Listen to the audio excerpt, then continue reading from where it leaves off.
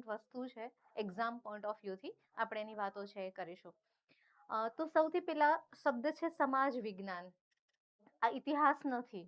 Okay, ઇતિહાસ છે એની અંદર ખાલી ઇતિહાસ સંબંધિત વાતો છે રહેતી હોય છે, અને સમાજ વિજ્ઞાન હોય છે એમાં ખાલી ઇતિહાસ નથી હોતો, એમાં બીજા પણ કેટલાક વિષયો છે અંદર કવર કરવામાં આવતા હોય છે.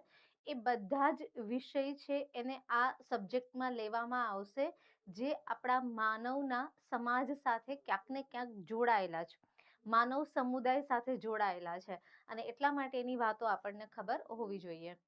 હવે સમાજ વિજ્ઞાન જે બે શબ્દો છે, શરૂઆતની 5 મિનિટ તમારી કોમેન્ટ મને મળવા લાગે, હું અત્યારે હાલ વાંચી નહીં શકું, 5 મિનિટ પછી તમારી કોમેન્ટ આવવાની શરૂ થશે, ત્યાં સુધીમાં જ્યાં સુધી હું તમારી સાથે લિંક નથી થતી તમારી કોમેન્ટ થ્રુ, ત્યાં સુધી આપણે થોડું બેસિક વાતો છે એ કરીએ. જેમ કે સમાજ અને વિજ્ઞાન આવા બે શબ્દો છે એની અંદર પડેલા છે. અને એનિમલ્સ, આપણે જે બધા પ્રાણીઓ છે, પ્રાણી સમાજ જે આખો છે, પ્રાણીઓની અંદર આપણે આઈડિયલી 3 પ્રકાર છે એ પાડી દઈએ છીએ. વાઇલ્ડ એનિમલ્સ, જંગલી પ્રાણીઓ, બરાબર, વાઘ છે, સિંહ છે, જે જંગલની અંદર રહે છે, એ બધા વાઇલ્ડ એનિમલ્સ છે. ડોમેસ્ટિક એનિમલ્સ, જેને આપણે પાળીએ છીએ, જેમાં કૂતરો, બિલાડી, ગાય, ભેંસ, ઓકે, એ બધા છે આપણા ડોમેસ્ટિક એનિમલ્સ છે. અને આપણે મનુષ્ય એ પણ છીએ તો પ્રાણી જ, પણ આપણે કહેવાય છીએ સોશિયલ એનિમલ્સ, સામાજિક પ્રાણી. આપણે સમાજની અંદર રહીએ છીએ.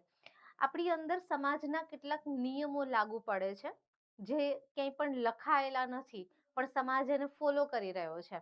અને આપણે જન્મજાત આપણા ઘર પરિવાર સોસાયટીમાંથી એ નિયમ આપણા ઉપર દાખલ કરવામાં આવે છે, અને એક ડર દાખલ કરવામાં આવે છે કે 4 લોકો શું કહેશે. આ 4 લોકો કોઈ પણ હોઈ શકે છે, આખા સમાજમાંથી કોઈ પણ હોઈ શકે છે, પણ એ 4 લોકોનો ડર એ આપણને છે હંમેશા સોશિયલ એનિમલ બનાવી રાખે છે. જો એ 4 લોકો શું કહેશે એક વિચારવાનું આપણે બંધ કરી દઈએ છીએ, ઓકે, જેવું જ્ઞાન ઘણા બધા લોકો આપતા હોઈએ છીએ કે એ લોકો શું વિચારે છે એ આપણે વિચારીશું તો પછી શું થશે. પણ જો આપણે એ નહીં વિચારીએ, 4 લોકો શું કહેશે મતલબ સમાજ શું કહેશે, કોઈ પણ નિયમને આપણે તોડીએ છીએ ત્યારે આ સમાજ આપણને શું કહેશે એ મુદ્દા ઉપર આપણે નહીં વિચારીએ, એવા સમયે આપણે સોશિયલ એનિમલ નહીં રહી જઈએ, એની જગ્યાએ ડોમેસ્ટિક એનિમલ કે વાઇલ્ડ એનિમલ બની જઈશું, જે એકચ્યુઅલી ખૂબ જ નુકસાન કરતા હશે. સોશિયલ એનિમલ એના રૂલ્સ એન્ડ રેગ્યુલેશન્સમાં રહ્યું એ આપણા માટે ફાયદામાં હોય છે. ક્યારેક સોસાયટી રોંગ રૂલ્સ બનાવી દેતી હોય છે, જેમ કે સતી પ્રથાનો નિયમ બહુ ખોટો નિયમ છે, અને એ આખો સમાજ એ નિયમને છે એ માની રહ્યો હતો. તો એવા સમયની અંદર છે સમાજ સેવકો અને સામાજિક સંસ્થાઓ આવતી હોય છે, જે આપણને છે આ રોંગ કોઈ કાયદા બની ગયા સોસાયટીની અંદર તો એમાંથી બહાર લાવવા માટે, ઓકે. અને કોઈ પણ વસ્તુ જે રોંગ છે તો એ લાંબો સમય નથી ટકવાની. થઈ ગયું? ક્લિયર છે? ઓકે, હવે મને તમારી કોમેન્ટ વંચાઈ શકશે. એક કોમેન્ટ કરો, તમે અમારા મને પ્રોપર સાંભળી રહ્યા છો, વાંચી ઓડિયો વિડિયો બધું જ ક્લિયર છે તમારા સુધી, આપણે પ્રોપર લેક્ચર છે સ્ટાર્ટ કરીએ. Okay, good morning, Ram Ram, most welcome બધાને. મારું નામ આરતી છે.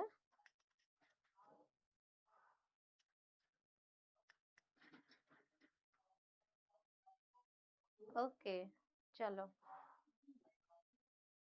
જય શ્રી કૃષ્ણ, રાધે રાધે બધાને, જય મહાકાલ. મહાશિવરાત્રી કાલ જ ગઈ છે, બધું જ ક્લિયર છે. ઓકે, તો સમાજ આ એ છે જેમાં આપણે મનુષ્ય રહીએ છીએ. વિજ્ઞાન એ વિશેષ જ્ઞાન છે.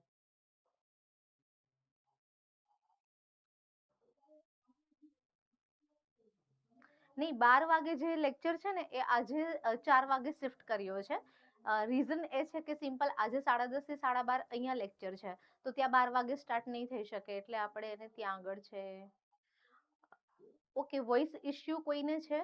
જો એકાદ કોઈને આવી રહ્યો હોય તો એમણે લોગઆઉટ થઈને અગેન લોગિન થવું પડશે, તો એમને પ્રોબ્લેમ સોલ્વ થઈ જશે. મારું નામ આરતી છે, અને આપણે ધોરણ 6 ને આજે સ્ટાર્ટ કરી રહ્યા છીએ.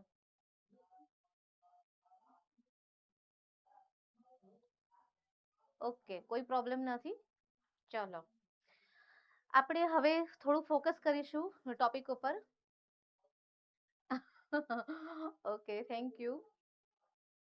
ચલો, તો સ્ટાર્ટ કરીએ આપણું સમાજ વિજ્ઞાન. સમાજ વિજ્ઞાનમાં જે લોકોને પર્ટિક્યુલર સમાજ વિજ્ઞાન સંબંધિત જે વિષયો છે એ વિષયો ઉપર એક્ઝામ આપવાની છે, એ બધાને આ ટોપિક લાગુ પડશે. 4 વાગે આપણે 11 ની અંદર, ધોરણ 11 ની અંદર જે લેક્ચર ચાલે છે તે આગળ કન્ટિન્યુ કરીશું. ઓકે, ટાટ પરીક્ષા માટે ડેફિનેટલી ઉપયોગી છે. કેવી રીતે ઉપયોગી છે હું તમને સમજાવું. ધોરણ 6 ની અંદર બધું બેસિક આવે છે. થોડું જ્યોગ્રાફી, થોડું ઇકોનોમિક્સ, થોડું પોલિટી, થોડું ઇતિહાસ, અને આ બધી જ વાતો તમને જીએસ ના પોઈન્ટ ઓફ વ્યૂથી ઇમ્પોર્ટન્ટ છે.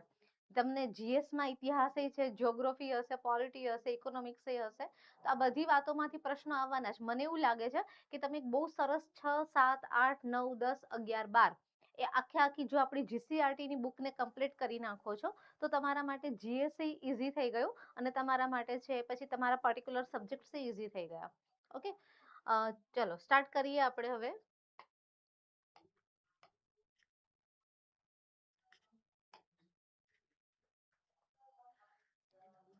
પર્ટિક્યુલર સમાજ વિજ્ઞાન જે છે એની વ્યાખ્યા શું થઈ શકે? હા હા, જેમણે જીએસ આપવાનું છે એ તો બધા જોઈ શકે, કેમ કે આમાંથી જીએસ ના પ્રશ્નો તમને આરામથી મળી જશે. ઓકે, હવે સિમ્પલ પ્રશ્ન જીએસ માં પૂછે ને કે ખેતીની શરૂઆત કયા યુગમાં થઈ, આપણે ચર્ચા કરવાના છીએ નવપાષાણ કાળની અંદર થયેલી છે. પેલું જે ચેપ્ટર છે, પેલું અને બીજું શરૂઆતનું ચેપ્ટર, એ આદિમાનવ ને એની સાથે સંબંધિત છે. પેલું ચેપ્ટર તો બિલકુલ બેસિક છે, તમને બેસિક થી ખબર પડવા લાગશે ઇતિહાસ સંબંધિત. શરૂઆતના બધા લેક્ચર ઇતિહાસના છે, પછી બીજા સબ્જેક્ટ ઉપર જઈશું.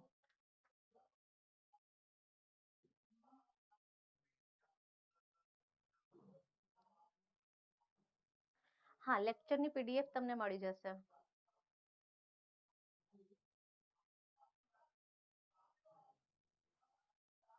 ઓકે, હાલ અહીંયા ફોકસ કરો ને, તમારા એટલા બધા ક્વેશ્ચન્સ અને તમે બહુ વધારે સ્ટુડન્ટ્સ અહીંયા બેઠેલા છો, આપણો ટોપિક આગળ નહીં વધી શકે, હું બધાના આન્સર આપીશ. તો ધીમે ધીમે છે તમારા પ્રોબ્લેમ્સ છે ને શેર કરતા જાઓ વચ્ચે વચ્ચે, સાથે સાથે સ્ટડી કરતા જઈએ. તો સમાજ વિજ્ઞાન જે છે, સમાજ વિજ્ઞાનની એક સામાન્ય વ્યાખ્યા શું થઈ શકે? તો મનુષ્યના સામાજિક જીવનથી જે વિષય આપણને માહિતગાર કરે, આપણું સામાજિક જીવન કેવું છે એના વિશેની માહિતી જે વિષય આપણને છે આપે, એ વિષય આપણો સામાજિક વિજ્ઞાન છે બને. અને એની અંદર કેટલા વિષયો છે ધોરણ 6 માં, એનું લિસ્ટ તમારી સામે આપ્યું છે. આટલા ઉપર આપણે એમાં જે કંઈ પણ ઇમ્પોર્ટન્સ ડેટા કવર કરેલો છે બુકની અંદર, એને કવર કરવાના છીએ. તો શરૂઆતની અંદર છે ઇતિહાસ છે, પછી આપણે ભૂગોળ પણ આવશે, અર્થશાસ્ત્ર, સામાજિક પરિસ્થિતિ, વિવિધ સામાજિક સંસ્થાઓ, રાજકીય પ્રવૃત્તિઓ બધી, અને વિવિધ રાજકીય સંગઠનો, આ બધી જ વસ્તુ એ સમાજ વિજ્ઞાનનો ભાગ છે, એ બનતી હોય છે. અને એટલે એ ઇતિહાસ કરતા અલગ પડે છે. 11, 12 છે ને, 11મા અને 12મા ધોરણની અંદર ખાલી ઇતિહાસ આવે છે, જ્યારે એની પહેલા જે 6, 7, 8, 9, 10 એની અંદર જે આવે છે એ સમાજ વિજ્ઞાન આવે છે. અને એટલે માત્ર ઇતિહાસ નહીં, આ બધા વિષયો અંદર કવર કરવામાં આવતા હોય છે. તમે નોટિસ કરશો કે આ બધા જ વિષયો જે છે એમાં પર્ટિક્યુલર ઇતિહાસ જે છે એ આપણને ભૂતકાળ સંબંધિત વાત કરશે. ઓકે, ભૂતકાળ રિલેટેડ વાતો છે એ આપણને પર્ટિક્યુલર છે ઇતિહાસ કહેશે. બાકી બધા જે વિષયો છે એ આપણને વર્તમાન કાળને છે પ્રેઝન્ટ કરશે. આ બધા જ જે વિષયો છે એ વર્તમાનની સ્થિતિ સાથે જોડાયેલા છે. અને એટલે ઇતિહાસ અને એટલે ભૂતકાળ અને વર્તમાન કાળ એ બંનેનું કોમ્બિનેશન આપણને સામાજિક વિજ્ઞાન એક બુકની અંદર છે મળી જવાનું છે. ઓકે, અને સ્ટેપ બાય સ્ટેપ જઈએ તો પેલું ચેપ્ટર, શરૂઆતના ચેપ્ટર્સ ઇતિહાસના જ છે, એટલે આપણે સૌથી પહેલા ઇતિહાસથી જ શરૂઆત છે કરીએ છીએ. અવાજ સરખો નથી આવી રહ્યો.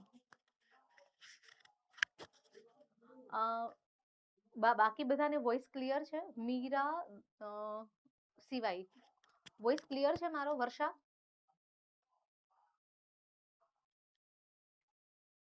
એક વખત ખાલી વોઇસ ક્લિયર છે? ઓકે છે ને? ઓકે, તમારે જેને પણ ક્લિયર નથી આવી રહ્યો ને, ત્યાં પર્ટિક્યુલર તમારી સાઈડ ઇશ્યુ છે. એક વખત લોગઆઉટ થઈને લોગિન થઈ જાઓ, બાકી બધાને ક્લિયર સંભળાઈ રહ્યો છે. ઓકે, એટલે પર્ટિક્યુલર ત્યાં પ્રોબ્લેમ હોઈ શકે છે.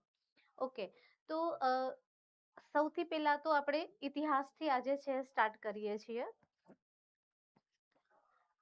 તો ઇતિહાસની અંદર કોને ઇતિહાસ કહેવાય, એમાં શું હોય છે વિષયની અંદર, એને લઈને વાત કરીએ તો મુખ્યત્વે 5 બાબતો છે એ મહત્વની છે ઇતિહાસ સંબંધિત. ઓકે, તો ઇતિહાસમાંથી આપણને શું જાણવા મળે છે, ઇતિહાસ આપણને શું માહિતી આપે છે.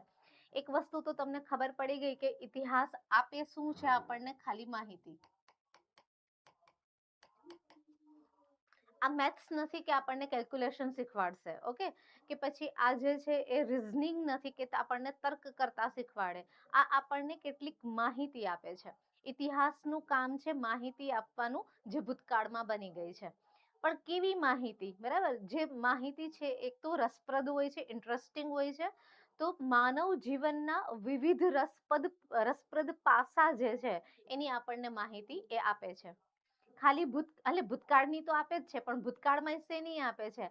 તો માનવ જીવન એ અલગ અલગ જે કહેવાય કે વિવિધ બાબતો સાથે જોડાયેલું છે. એક વ્યક્તિ છે એ સમાજ સાથે જોડાયેલો છે તો સામાજિક વ્યવસ્થા છે. એક વ્યક્તિ રાજ્ય વ્યવસ્થા સાથે જોડાયેલો છે તો રાજકીય વ્યવસ્થા છે. એક વ્યક્તિ અર્થતંત્ર સાથે જોડાયેલો છે તો આર્થિક વ્યવસ્થા છે.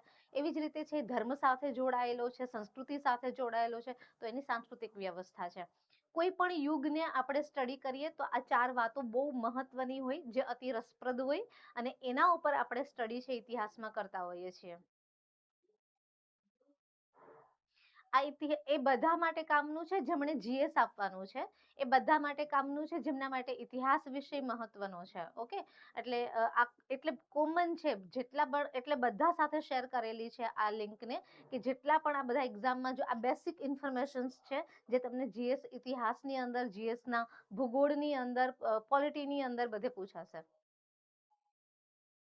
ઓકે, બાકી સ્ટેટ વાળાને તો છે જ, 6, 7, 8 માટે તો ઇમ્પોર્ટન્ટ છે જ. તો એમાંથી આ છઠ્ઠું છે. આ 7 અને 8 પાછા ચાલી રહ્યા છે, અને આ છઠ્ઠું એક આખે આખું છે એ જે વિષય છે એ ચાલશે અહીંયા આગળ.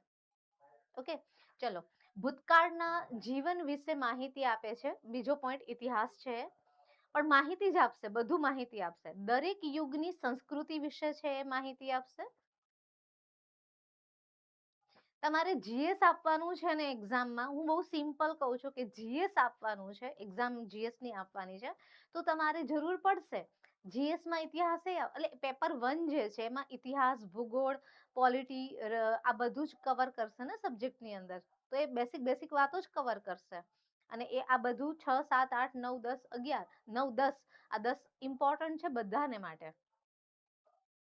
હા, હું સ્ટાન્ડર્ડ 6 લઈશ, 7 અને 8 માટે બીજા ફેકલ્ટી છે એ આવશે. ઓકે, ચલો અહીંયા આપણે ધ્યાન આપીએ. તમારા બધા જ ક્વેશ્ચન્સ હાલ પૂરતા તમારી પાસે રાખો. હું તમને લાસ્ટ 10 મિનિટ્સ આપીશ, કે જે 10 મિનિટ્સની અંદર તમે આ બધા જે હાલ ક્વેશ્ચન પૂછી રહ્યા છો ને એ પૂછી લેજો, એને રિલેટેડ આન્સર્સ આપી દઈશ. વચ્ચે હવે એ ક્વેશ્ચન પૂછજો જે સબ્જેક્ટ રિલેટેડ હોય. ઓકે, તમારા બધા જ ડાઉટ્સ છે એ હું ડેફિનેટલી સોલ્વ કરીશ, but end of the lecture 10 મિનિટ્સની અંદર આ બધી વાતો ડિસ્કસ કરીશું આપણે. અત્યારે હું તમારા બધાના આ રિપ્લાય કરીશ તો આપણો લેક્ચર બાકી રહી જશે. ઓકે, એટલે વેઇટ કરો લાસ્ટ 10 મિનિટ. હાલ તમે ટોટલ ફોકસ કરો લેક્ચર ઉપર. હા, બિલકુલ. દરેક યુગની સંસ્કૃતિ વિશે માહિતી મળે છે. આ એક વાત બહુ ઇમ્પોર્ટન્ટ છે, વર્તમાન વ્યવસ્થા સાથે કડીરૂપ છે. આપણે ભૂતકાળને એટલે ભણીએ છીએ કેમ કે એ આપણી વર્તમાન વ્યવસ્થાની સાથે કડીરૂપ છે. ગાંધીજી એવું કહેલું છે કે આપણા ઘણા બધા વર્તમાનના પ્રશ્નો છે જેના જવાબ ઇતિહાસની અંદર પડ્યા છે, અને એટલે એ આપણા માટે કડીરૂપ બને છે. હું આનું એક ઉદાહરણ તમને આપું છું કે હમણાં આપણા રાજનીતિની અંદર થોડા સમય પહેલા થોડા ચેન્જ આવ્યા. કોંગ્રેસ એક પક્ષ છે, તમને ખબર છે, અને કોંગ્રેસ પક્ષે બીજા બધા જ પક્ષો સાથે મળી અને એક ગઠબંધન છે એ કર્યું, અને ગઠબંધનનું શોર્ટ નેમ છે ઇન્ડિયા થઈ ગયું. આ તમને ખબર હશે. ઓકે, એનું શોર્ટ નેમ કરીએ તો I.N.D.I.A, એટલે ઇન્ડિયા એ એમનું શોર્ટ નેમ છે એ થાય. તરત જ બીજેપી ગવર્મેન્ટમાં છે એટલે એમણે ઇન્ડિયા જેવું ગઠબંધન થયું, એટલે એમણે શું કર્યું કે જ્યાં જ્યાં ઇન્ડિયા શબ્દ ભારત માટે વપરાતો હતો એ તમામ જગ્યાએ ભારત શબ્દ વાપરવાનું શરૂ કરી દીધું. બધી જ જગ્યાએ ભારત શબ્દ છે એ વપરાવા લાગ્યો. ઇવન એ સમય એક સમિટ આપણે અહીંયા આગળ થઈ, વિદેશમાંથી પુષ્કળ લોકો આવ્યા. આપણે દર વર્ષે ત્યાં આગળ જે બધા બોલવા માટેના સ્ટેજ તૈયાર કરતા હોય, તો ત્યાં ઇન્ડિયા જ લખતા હતા. એની જગ્યાએ પહેલી વખત એવું કર્યું કે ભારત લખવાનું શરૂ કરી દીધું, તમામ જગ્યાએ ભારત શબ્દ. અને આખા ભારતમાં ડિબેટ શરૂ થઈ ગઈ કે બીજેપી વાળા કહે છે કે આપણું મેઇન તો ભારત જ છે. જે લોકોને છઠ્ઠું ધોરણ ખબર નહોતી, તમારી જેમ છઠ્ઠા ધોરણનો તમે જેમ અભ્યાસ કરી રહ્યા છો, એ લોકોએ અભ્યાસ નહોતો કર્યો, એ લોકોએ સ્ટેટમેન્ટ પણ આપી દીધું કે ઇન્ડિયા શબ્દ અંગ્રેજોએ આપ્યો છે, અને અંગ્રેજોએ આપ્યો હોય એટલે આપણે એને ન વપરાય. ઓકે, વાસ્તવિક દ્રષ્ટિએ તમે છઠ્ઠા ધોરણની ના આ ચેપ્ટરને, શરૂઆતના ચેપ્ટરને સ્ટડી કરશો તો ઇન્ડિયા અને ભારત શબ્દ કેવી રીતે પડ્યા એને લઈને એક વ્યવસ્થિત પોઈન્ટ આપેલો છે. તો આવી ચર્ચાઓ શરૂ થઈ ગઈ વર્તમાનની અંદર. સામે ઘણા બધા કહેવા લાગ્યા કે ના, આપણું આ તો આપણું ઇન્ડિયા અને ભારત બંને સંવિધાનની અંદર નામ છે, આપણે એને એક્સેપ્ટ કરવાનું હોય, ભારત સરકાર ઇન્ડિયા નામથી કેમ ડરે છે, વગેરે વગેરે. અને આ થઈ ગઈ આપણી વર્તમાનની સમસ્યા. હવે આના સોલ્યુશન માટે આપણે ક્યાં જઈશું? આપણે ઇતિહાસમાં જઈશું. ઇતિહાસમાં જઈશું કે ભારત નામકરણ કેવી રીતે થયું, ઇન્ડિયા નામકરણ કેવી રીતે થયું, આ નામકરણ પાછળના કયા કયા મહત્વના પોઈન્ટ છે. અને જ્યારે આવી વાતો કરંટમાં ચર્ચામાં આવી જાય, ત્યારે એને લઈને પ્રશ્નો એક્ઝામમાં આવી જાય. એટલે ઇતિહાસનો જ પ્રશ્ન હોય, પણ આ પ્રશ્ન કેમ લીધો? કેમ કે કરંટમાં એ ચર્ચામાં મુદ્દો છે, એટલા માટે તમને અહીંયા આગળ પૂછી નાખ્યો છે. અને તમારી બુકનો એ પાર્ટ છે, તમારા સિલેબસનો પાર્ટ છે. ઓકે, એટલે અહીંયા હું તમને જે સમજાવવા માંગુ છું એ છે કે વર્તમાન જે આપણી વ્યવસ્થાઓ ચાલી રહી છે, એની સાથે આપણો ઇતિહાસ એક કડીરૂપ છે. આપણા બહુ બધા સમસ્યાઓ જે જન્મે છે વર્તમાનમાં, એના સોલ્યુશન્સ ઇતિહાસમાં પડેલા છે. માનવ જીવનના પરિવર્તનો જે થઈ રહ્યા છે, બરાબર, ઘણું પરિવર્તન થઈ રહ્યું છે. આપણે જ પર્ટિક્યુલર આપણી એક જે જન્મથી લઈને અત્યાર સુધીમાં આપણે કેટલી બધી વ્યવસ્થાને છે જોઈ રહ્યા છીએ. અને ધીમે ધીમે લાઈક આ એઆઈ નું આવવું એ પરિવર્તન છે પ્રેઝન્ટ કરે છે. તો એ બધું જ પરિવર્તન જ્યારે જ્યારે થયું છે એની માહિતી આપણને આપે છે. સિંધુ ખીણની સભ્યતામાં એ વખતના લોકો કેવી રીતે લખતા હતા, શું લખાણ લખતા હતા, થી લઈને વૈદિક સભ્યતામાં શું પરિવર્તન આવ્યું, થી લઈને મૌર્ય સામ્રાજ્યમાં શું પરિવર્તન આવ્યું. સિંધુ ખીણની સભ્યતાના લોકો શહેરી વ્યવસ્થામાં હતા, તો વૈદિક સભ્યતાના લોકો ગામડામાં કેમ જતા રહ્યા, ગામડામાંથી ફરીથી શહેરીકરણનો જન્મ ક્યારે અને કેવી રીતે થયો. આ સતત જે પરિવર્તન થતું રહે છે, એ પરિવર્તનની માહિતી આપણને ઇતિહાસ આપે છે. કેમ કે એમાં સંસ્કૃતિ જોડાયેલી છે ઇતિહાસની અંદર. જી બિલકુલ, હા, તમારી વાત બિલકુલ સાચી છે ને રૂપલબેન, પણ આપણે ટોપિક ઉપર થોડી ડિટેલ ચર્ચા છે એ કરીશું, તમારી બુકનો પાર્ટ છે એટલા માટે. તો એ તમને જે ખબર છે એ આપણા મોટા મોટા નેતાઓને નહોતી ખબર કે આ કોઈ અંગ્રેજો દ્વારા ઇન્ડિયા નામકરણ થયું જ નથી. એ નામકરણ કેવી રીતે થયું? ઈરાનીઓ અને ગ્રીસ, બરાબર, એ બંનેના કારણે આપણને આ ઇન્ડિયા શબ્દ છે એ મળ્યો છે. બહુ સરસ છે, રૂપલબેનને ઓલરેડી સારું નોલેજ છે. માનવ જીવનના પરિવર્તન જે કંઈ પણ થાય છે, આપણા પરિવર્તનનો ચક્રીય પરિવર્તન છે એ હોય છે કેટલાક, અને કેટલાક પરિવર્તન સ્થિર દિશામાં જાય છે. બધા માટે આ એમપી છે, તમારે બધાને જરૂર પડશે આની, હે ને? જે વાતો તમે ધીમે ધીમે એક લેક્ચરને એટેન્ડ કરો, હે ને, એક પૂરું લેક્ચર એટેન્ડ કરો, તમને પોતે જ સમજાઈ જશે કે તમારા માટે કેટલું જરૂરી છે. ઓકે, આગળ વધીએ. ઇતિહાસ જાણવાના સ્ત્રોત, સૌથી પહેલું જે ચેપ્ટર છે એને મેં લીધું છે. એક આઈડિયલ પ્રેક્ટિસ એવી રાખજો કે તમારી પાસે છઠ્ઠા ધોરણની બુક જો હોય તો તમે તમારી બુકને સાથે રાખો, પહેલું જ ચેપ્ટર છે ઓપન કરો, અને પહેલો જ પોઈન્ટ એમાં આવે છે ઇતિહાસ જાણવાના સ્ત્રોત. ઓકે, તો ઇતિહાસ જાણવાના સ્ત્રોતને મુખ્યત્વે છે એ બે પ્રકારની અંદર આપણે વિભાજિત કરી શકીએ, મુખ્ય બે પ્રકાર. ઓકે, ઇતિહાસ જાણવા માટેના સ્ત્રોત જેટલા પણ અવેલેબલ છે એના બે પ્રકાર છે એ પડે. કયા બે પ્રકાર છે એ પડે? નંબર 1, લેખિત સાધનો, જે આપણને લેખિત સ્વરૂપમાં કંઈ મળતું હોય એ. અને બીજું આપણે કહી શકીએ અલેખિત સાધનો. આવા બે પ્રકારથી આપણે કોઈ પણ ઇતિહાસ જાણી શકાય છે. અલેખિત સાધનો આઈડિયલી આપણે એના ઉપર એટલે ડિપેન્ડેડ વધારે હોઈએ છીએ કેમ કે આપણને એ યુગના લેખિત સાધનો નથી મળતા હોતા. જેમ કે આદિમાનવ સમયના જે કંઈ પણ વ્યવસ્થા હતી, લેખન કળાની શરૂઆત જે થઈ છે એ આદ્ય ઇતિહાસમાં થઈ છે, સિંધુ ખીણની સભ્યતા. હા, એ અલગ વસ્તુ છે કે હજી આપણે એને સમજી નથી શક્યા.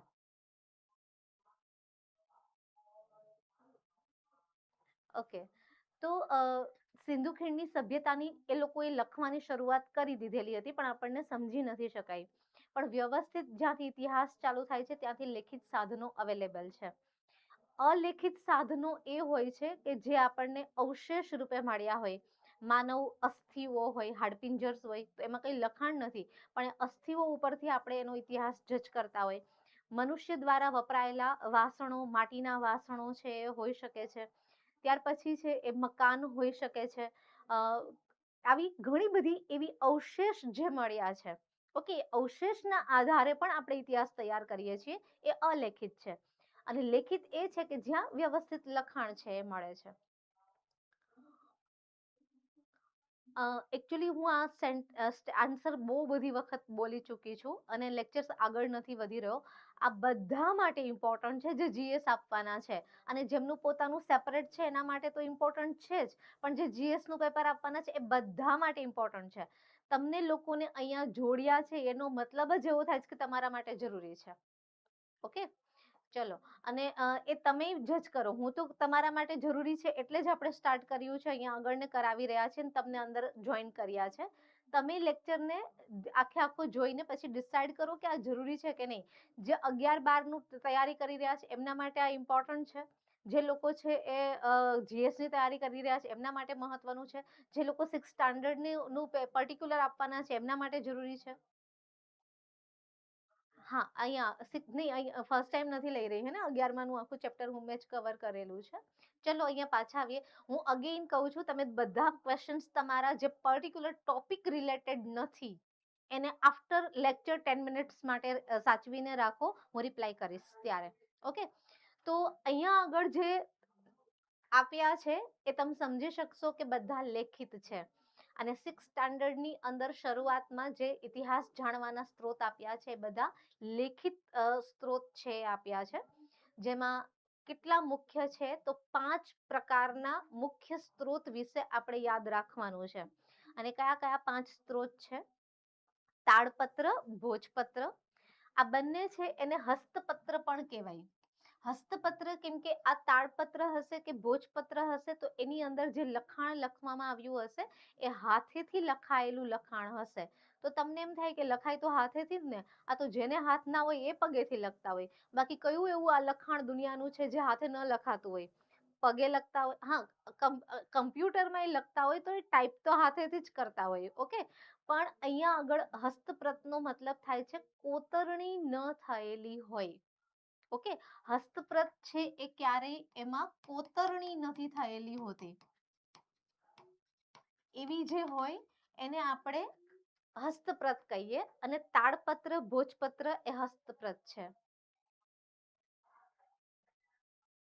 ઓકે, તો તાડપત્ર કોને કહેવાય, ભોજપત્ર કોને કહેવાય? તો તાડ નામનું એક વૃક્ષ છે, તમને ખબર હશે. દારૂ તાળી બહુ ફેમસ ઘટના બનેલી હતી. ગાંધીજીએ ગુજરાતની અંદર દારૂ તાળીનો સખત વિરોધ કરેલો.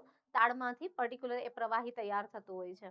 નીરો મોર્નિંગના ટાઈમમાં પીએ તો એ નીરો એક આયુર્વેદિક પીણું કહેવાય, પણ જેમ જેમ સૂર્ય ચડતો જાય એમ નશીલો પદાર્થ બનતો જાય.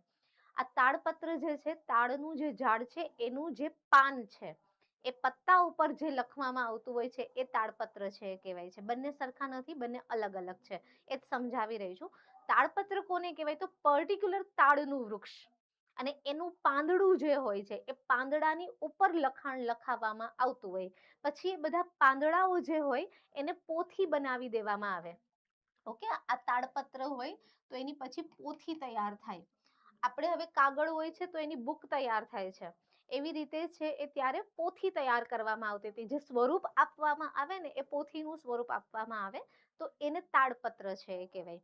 અને ભોજપત્ર છે એ શું છે તો હિમાલય, જે આપણો ભારતનો હિમાલય વિસ્તાર છે ત્યાં પર્ટિક્યુલર એ વિસ્તારની અંદર એક વૃક્ષ થાય છે, જે વૃક્ષનું નામ છે એ ભુર્જ વૃક્ષ છે.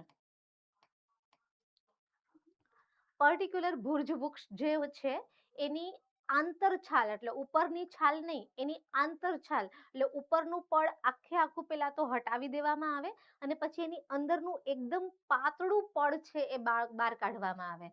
તો એ એકચ્યુઅલી આંતરછાલ છે. અને આની અંદર શું છે? તાડપત્રની અંદર તો પર્ણ છે.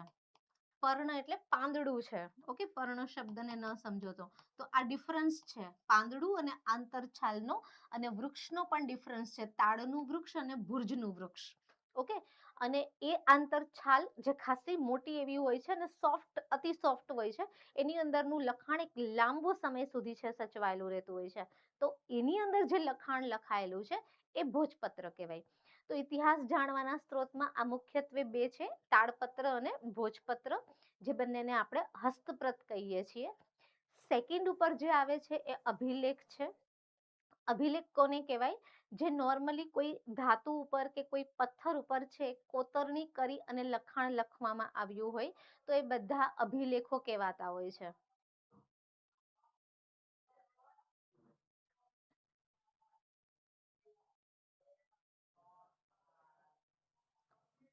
ઓકે, સેના દ્વારા એનું લખાણ લખવામાં આવતું હતું.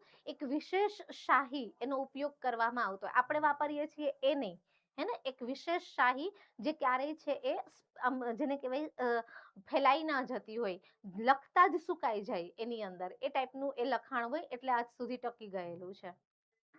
હા, અભિલેખ હોય છે ને એ નોર્મલી એક વિશાળ શિલા ઉપર લખાયા હોય તો શિલાલેખ કહેવાય.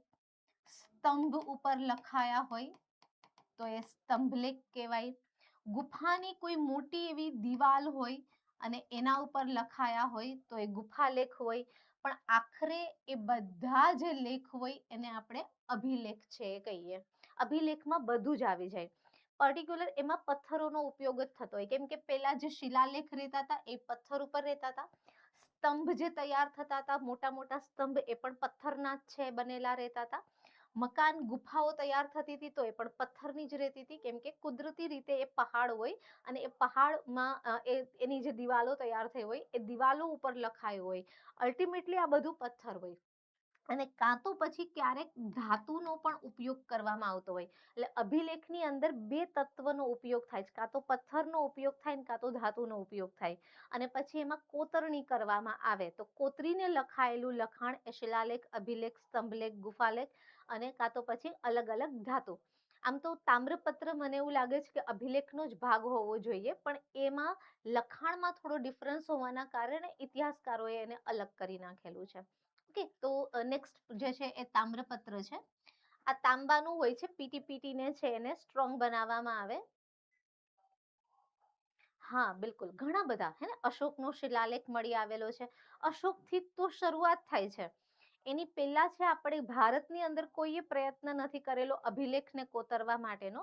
અશોકથી જ એના અભિલેખો, સ્તંભલેખો, ગુફાલેખો અને પછી મૌર્ય સમયમાં, અનુમૌર્ય, ગુપ્ત યુગ, આ બધા સમયમાં પુષ્કળ અભિલેખો કોતરાયા. અને એક અભિલેખો આપણને હેલ્પ કરે છે ઇતિહાસને લખવા માટે. ભોજપત્ર કેવું હોય છે? કેવું હોય છે? એકદમ આંતરછાલ સોફ્ટ હોય છે ને સુંદર હોય છે. ઓકે, સિક્કા તમારે જોવું હોય તો અત્યારે એ હસ્તપ્રતો સચવાયેલી પણ છે ને બહુ બધી હસ્તપ્રતો તો આપણા ગુજરાતમાં સચવાયેલી છે. તો ગુજરાતની અંદર જ તમને છે, પાટણ જતા રહો, અમદાવાદની અંદર જતા રહો તો ત્યાં તમને છે આ જગ્યા ઉપર મળી જશે. નવરંગપુરાની અંદર એક છે, મહાવીર જૈન, આપણે અહીંયા કોબા સર્કલ ઉપર પણ એક છે, તો બધી જગ્યાએ છે. હા, હું સમજાવું છું, આખું એક પછી એક વાતો કરીએ. સિક્કા, સિક્કા છે એ પણ આપણને ઇતિહાસ જાણવામાં મદદ કરે છે. અલગ અલગ સમયના જે સિક્કાઓ મળી આવ્યા છે. અને એ સિવાય ઇતિહાસના જે બધા અભ્યાસીઓ છે એના ઉપરથી પણ આપણને ઇતિહાસ છે એ જાણવા મળતો હોય છે. તો મુખ્ય પાંચ છે: તાડપત્ર, ભોજપત્ર, અભિલેખ, તામ્રપત્ર, સિક્કા અને ઇતિહાસના અભ્યાસીઓ. આ ઇતિહાસ જાણવાના સ્ત્રોત છે. હવે આ તમામ સ્ત્રોતને આપણે થોડા ઇન ડિટેલ સ્ટડી કરીએ. ઓકે, મેં તમને જસ્ટ પોઈન્ટ આપ્યા, હવે એને આપણે થોડા ડિટેલમાં સ્ટડી કરીએ. તમારી પાસે બધું જ આવશે, ઓકે, આ પીડીએફ ફોર્મની અંદર. અને કોઈ પોઈન્ટ બાકી નહીં રહી જાય. તમે જે લખી રહ્યા છો એ બધી જ વાતો આપણે સમજાવવાના છીએ. હા, તામ્રપત્ર ઉપર કોતરણી જ કરવામાં આવે.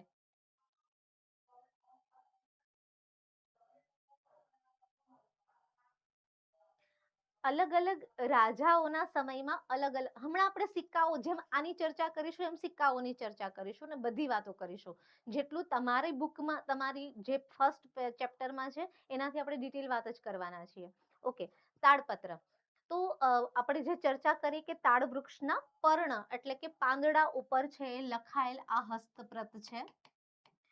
ભોજપત્ર એ ભુર્જ વૃક્ષની એક પાતળી આંતરછાલ હોય છે અને એના ઉપર લખાયેલ આ હસ્તપ્રત છે. હવે તમને ક્લિયર હશે કોને તાડપત્ર કહેવાય, કોને છે એ ભોજપત્ર કહેવાય. ત્યાર પછી વાત કરીએ એમાંથી આપણને કેવી કેવી પ્રકારની માહિતી મળે છે. જો આપણને તાડપત્ર અને ભોજપત્ર મળી આવેલા છે તો એ કઈ ભાષામાં એમાં લખાણ છે. તમારા બધા સવાલ હવે આવે છે કે પર્ટિક્યુલર મને એક ભોજપત્ર મળી આવ્યું છે, તો એ ભોજપત્રમાં કઈ ભાષાની અંદર એ લોકોએ લખ્યું છે. તો અત્યાર સુધીમાં આપણને જેટલા પણ તાડપત્ર અને ભોજપત્ર મળ્યા છે એમાં 3 ભાષાનો ઉપયોગ આપણને દેખાઈ રહ્યો છે. કાં તો એ સંસ્કૃતમાં લખાયેલા છે, કાં તો એ પ્રાકૃતની અંદર લખાયેલા છે અને કાં તો એ તમિલની અંદર છે એ લખાયેલા છે. આપણી પ્રાચીન બધી જે ભાષાઓ, સંસ્કૃત આપણી પ્રાચીન ભાષાઓમાં છે અને તાડપત્ર ભોજપત્રનો ઉપયોગ પ્રાચીન ઇતિહાસને જાણવામાં જ વધારે મદદ કરી રહ્યો છે. તો આ તાડપત્ર અને ભોજપત્ર કઈ ભાષામાં લખાયેલા છે? તો સંસ્કૃત, પ્રાકૃત અને તમિલ. ઓકે, હવે એની અંદર ડિટેલ શું આપી છે, એમાં ડિટેલ શું આપી, શું લખ્યું છે એ લોકોએ? તો એ દરમિયાન જીવન જીવવા માટેની જે પદ્ધતિઓ હતી એ પદ્ધતિઓનું આપણને વર્ણન છે એમાં લખાયેલું જોવા મળે છે. જેમ કે એ સમયના ધાર્મિક રીત રિવાજો કેવા હતા, પછી એ સમયના લોકો કેવી સામાજિક વ્યવસ્થામાં માનતા હતા, પછી એ સમયના રાજાઓ કેવું જીવન જીવી રહ્યા હતા, રાજાઓની જીવનશૈલી કેવી હતી, ત્યારે વિજ્ઞાન કેટલું ડેવલપ થયેલું, ત્યારે એજ્યુકેશનમાં કયા કયા વિષયો સ્ટડી કરાવવામાં આવતા હતા, કે પછી એજ્યુકેશન આપવાની રીત કઈ પ્રકારની હતી, દવાઓ કેવા પ્રકારની, ઔષધિઓ છે, ઔષધિઓનો ઉલ્લેખ કરતું તામ્રપત્ર છે, સોરી તાડપત્ર આપણને મળી આવેલું છે, જેમાં ઢગલાબંધ ઔષધિઓનો ઉલ્લેખ કરેલો છે અને એમાં એને માહિતી આપી છે કે આ ઔષધિ વાપરવાથી તમને આ ફાયદો થશે. આજના સમયમાં આપણા જે આગળની પેઢીના લોકો છે કેટલું સરળતાથી કહી દે છે કે ખાંસી શરૂ થઈ ગઈ, અદરક આદુ પીવડાવી દો, હળદર પીવડાવી દો. ખબર કેવી રીતે પડી? કે આ બધી વસ્તુ ખાવા પીવાથી આપણને છે સરખું થઈ જાય છે. તો અગાઉની એ જડીબુટીઓનું વર્ણન આ બધા તાડપત્રમાં, ભોજપત્રમાં લખાયેલું છે. એ લોકો કયા કયા પ્રાણીઓ વિશે જાણતા હતા એનો પણ ઉલ્લેખ એ લોકો ક્યાંક ને ક્યાંક કરી રહ્યા છે. તો આ માહિતી આપણને તાડપત્ર અને ભોજપત્ર છે આપી રહ્યા છે, ખાસ કરીને ભારતના પ્રાચીન યુગ વિશે. હવે તમને આ પ્રશ્ન પૂછી નાખે, જો આવો સીધો સીધો સિમ્પલ પ્રશ્ન કે તાડપત્ર અને ભોજપત્રમાંથી ભારતના કયા ઇતિહાસ વિશે, કયા યુગની માહિતી મળે છે? પ્રાચીન, મધ્યકાલીન, અર્વાચીન, આવી રીતે ઓપ્શન આપ્યા હોય. તો મધ્યકાલીન અર્વાચીનમાં તાડપત્ર ભોજપત્રનો મુદ્દો જ નહોતો. ઓકે, આ શરૂઆત પ્રાચીન ભારતમાં છે. તો પ્રાચીન ભારતનો જ ઇતિહાસ છે જે જાણવા માટે થઈ અને આપણને તાડપત્ર અને ભોજપત્ર છે એ મદદ કરી રહ્યા છે. અંદર શું લખાયું છે સાહિત્ય સ્વરૂપે? ઓકે, આ બધું છે લખાયું છે સાહિત્ય, એમાં એમણે આ બધી વાતોનું વર્ણન કર્યું હોય, કોઈ વાર્તા લખેલી હોય અને વાર્તા દરમિયાન છે અંદર સ્ટોરી આવતી હોય કે આ એમનો ધાર્મિક રીત રિવાજ છે હતો, કે આ પ્રકારની સામાજિક માન્યતા છે ચાલતી હતી એ સમયમાં. હા, તો પ્રાચીન યુગ વિશે માહિતી આપે છે. કેટલાક તાડપત્ર એમાં કવિતાઓ લખાયેલી છે, કેટલાક તાડપત્રો નાટકો લખી રહ્યા છે, કેટલાક તાડપત્રોમાંથી આપણને વાર્તાઓ મળી આવી છે, મોટા મોટા કાવ્યો એટલે મહાકાવ્યો પણ આપણને તાડપત્ર અને ભોજપત્રમાંથી મળી આવેલા છે. તો આટલું એમનું સાહિત્ય છે. તો એક તાડપત્ર કે ભોજપત્ર એ આપણને ઇતિહાસ જાણવામાં મુખ્યત્વે 4 બાબતો છે એની માહિતી આપે છે. સૌથી પહેલી કઈ ભાષા? ઓકે, તો સંસ્કૃત, પ્રાકૃત, તમિલ. પછી જીવન જીવવાની કેવી એ લોકોની પદ્ધતિ હતી, કેવી કેવી વસ્તુઓ એ લોકો યુઝ કરતા હતા, રાજા કેવા હતા, એ બધી માહિતી આપે છે. પ્રાચીન યુગ વિશે માહિતી આપે છે, મધ્યકાલ અર્વાચીનની નથી આપી રહ્યા. અને કેટલા પ્રકારનું સાહિત્ય, ટોટલ 4 પ્રકારનું સાહિત્ય રચાયું છે, કાં તો કવિતાઓ, કાં તો નાટકો, કાં તો વાર્તાઓ, કાં તો મહાકાવ્યો. આ સ્વરૂપમાં આપણને આ તાડપત્રો કે ભોજપત્ર છે એ મળી આવેલા છે. ઓકે, કઈ જગ્યાએ એને સાચવવામાં આવતા હતા? બનાવી નાખે, લખી નાખે, પછી કંઈ ઘરમાં રાખતા હતા કે કોઈ પર્ટિક્યુલર જગ્યા ઉપર એને સ્થાન આપવામાં આવતું હતું. તો જે તાડપત્ર કે ભોજપત્ર આપણને મળ્યા છે, હવે આપણે એનો પ્રોપર સંગ્રહ કર્યો છે સંગ્રહાલયની અંદર, પણ જ્યારે એ મળી આવ્યા છે ત્યારે કોઈક ને કોઈક મંદિરમાંથી કે કોઈક ને કોઈક મઠમાંથી મળ્યા છે, કોઈક ને કોઈક મંદિરમાંથી કે કોઈક ને કોઈક મઠમાંથી. ઓકે, એટલે એ જગ્યા ઉપર એ લોકો સાચવીને મૂકી દેતા હશે જ્યારે કંઈ લખાણ લખતા હશે. તો મંદિર તો તમને ખબર જ છે. મઠ શું હોય છે? તો જૈન ધર્મ અને બૌદ્ધ ધર્મનું જ્યારે ભારતની અંદર ડેવલપમેન્ટ થયું એ સમય દરમિયાન જે સાધુઓ હતા એમની રહેવા માટેની જે જગ્યાઓ હતી એ બધા મઠ તરીકે ઓળખાતા હતા, વિહાર કહેવાતા હતા. તો એ જગ્યા ઉપર આ બધું સચવાયેલું હોય. એ સમયની તમે જે વાત કરી રહ્યા છો, પેલા જે શરૂઆતનો સમય એજ્યુકેશનનો છે, એની અંદર શ્રુતિ પરંપરા હતી, માત્ર સાંભળવાનું અને યાદ રાખી લેવાનું. અને પછી એ સમયની મેમરી સારી હતી, કેમ કે પિઝા બર્ગર ખાતા નહોતા, સારું ફૂડ ખાતા હતા. એના જે મેમરીને સ્ટ્રોંગ બનાવતા હોય એવા ફૂડ લેવામાં આવતા હતા. મોબાઈલ એ લોકોને જોવાની જરૂર નહોતી પડતી, તો એમને ક્યાંય લખવાની જરૂર નહોતી પડતી. એટલે શ્રુતિ પરંપરા હતી એક લાંબો સમય સુધી. પછી લખવાની પરંપરા છે આવી છે, અને શરૂઆત એ પર્ણ ઉપર જ લખવાની પરંપરા હતી. આગળ બહુ પછી આવે છે. મારું નામ આરતી છે. ઓકે, ચલો. તો સ્વરૂપ મેં પહેલાંય કહ્યું, પોથી સ્વરૂપે આપણને આ મળી આવેલા છે.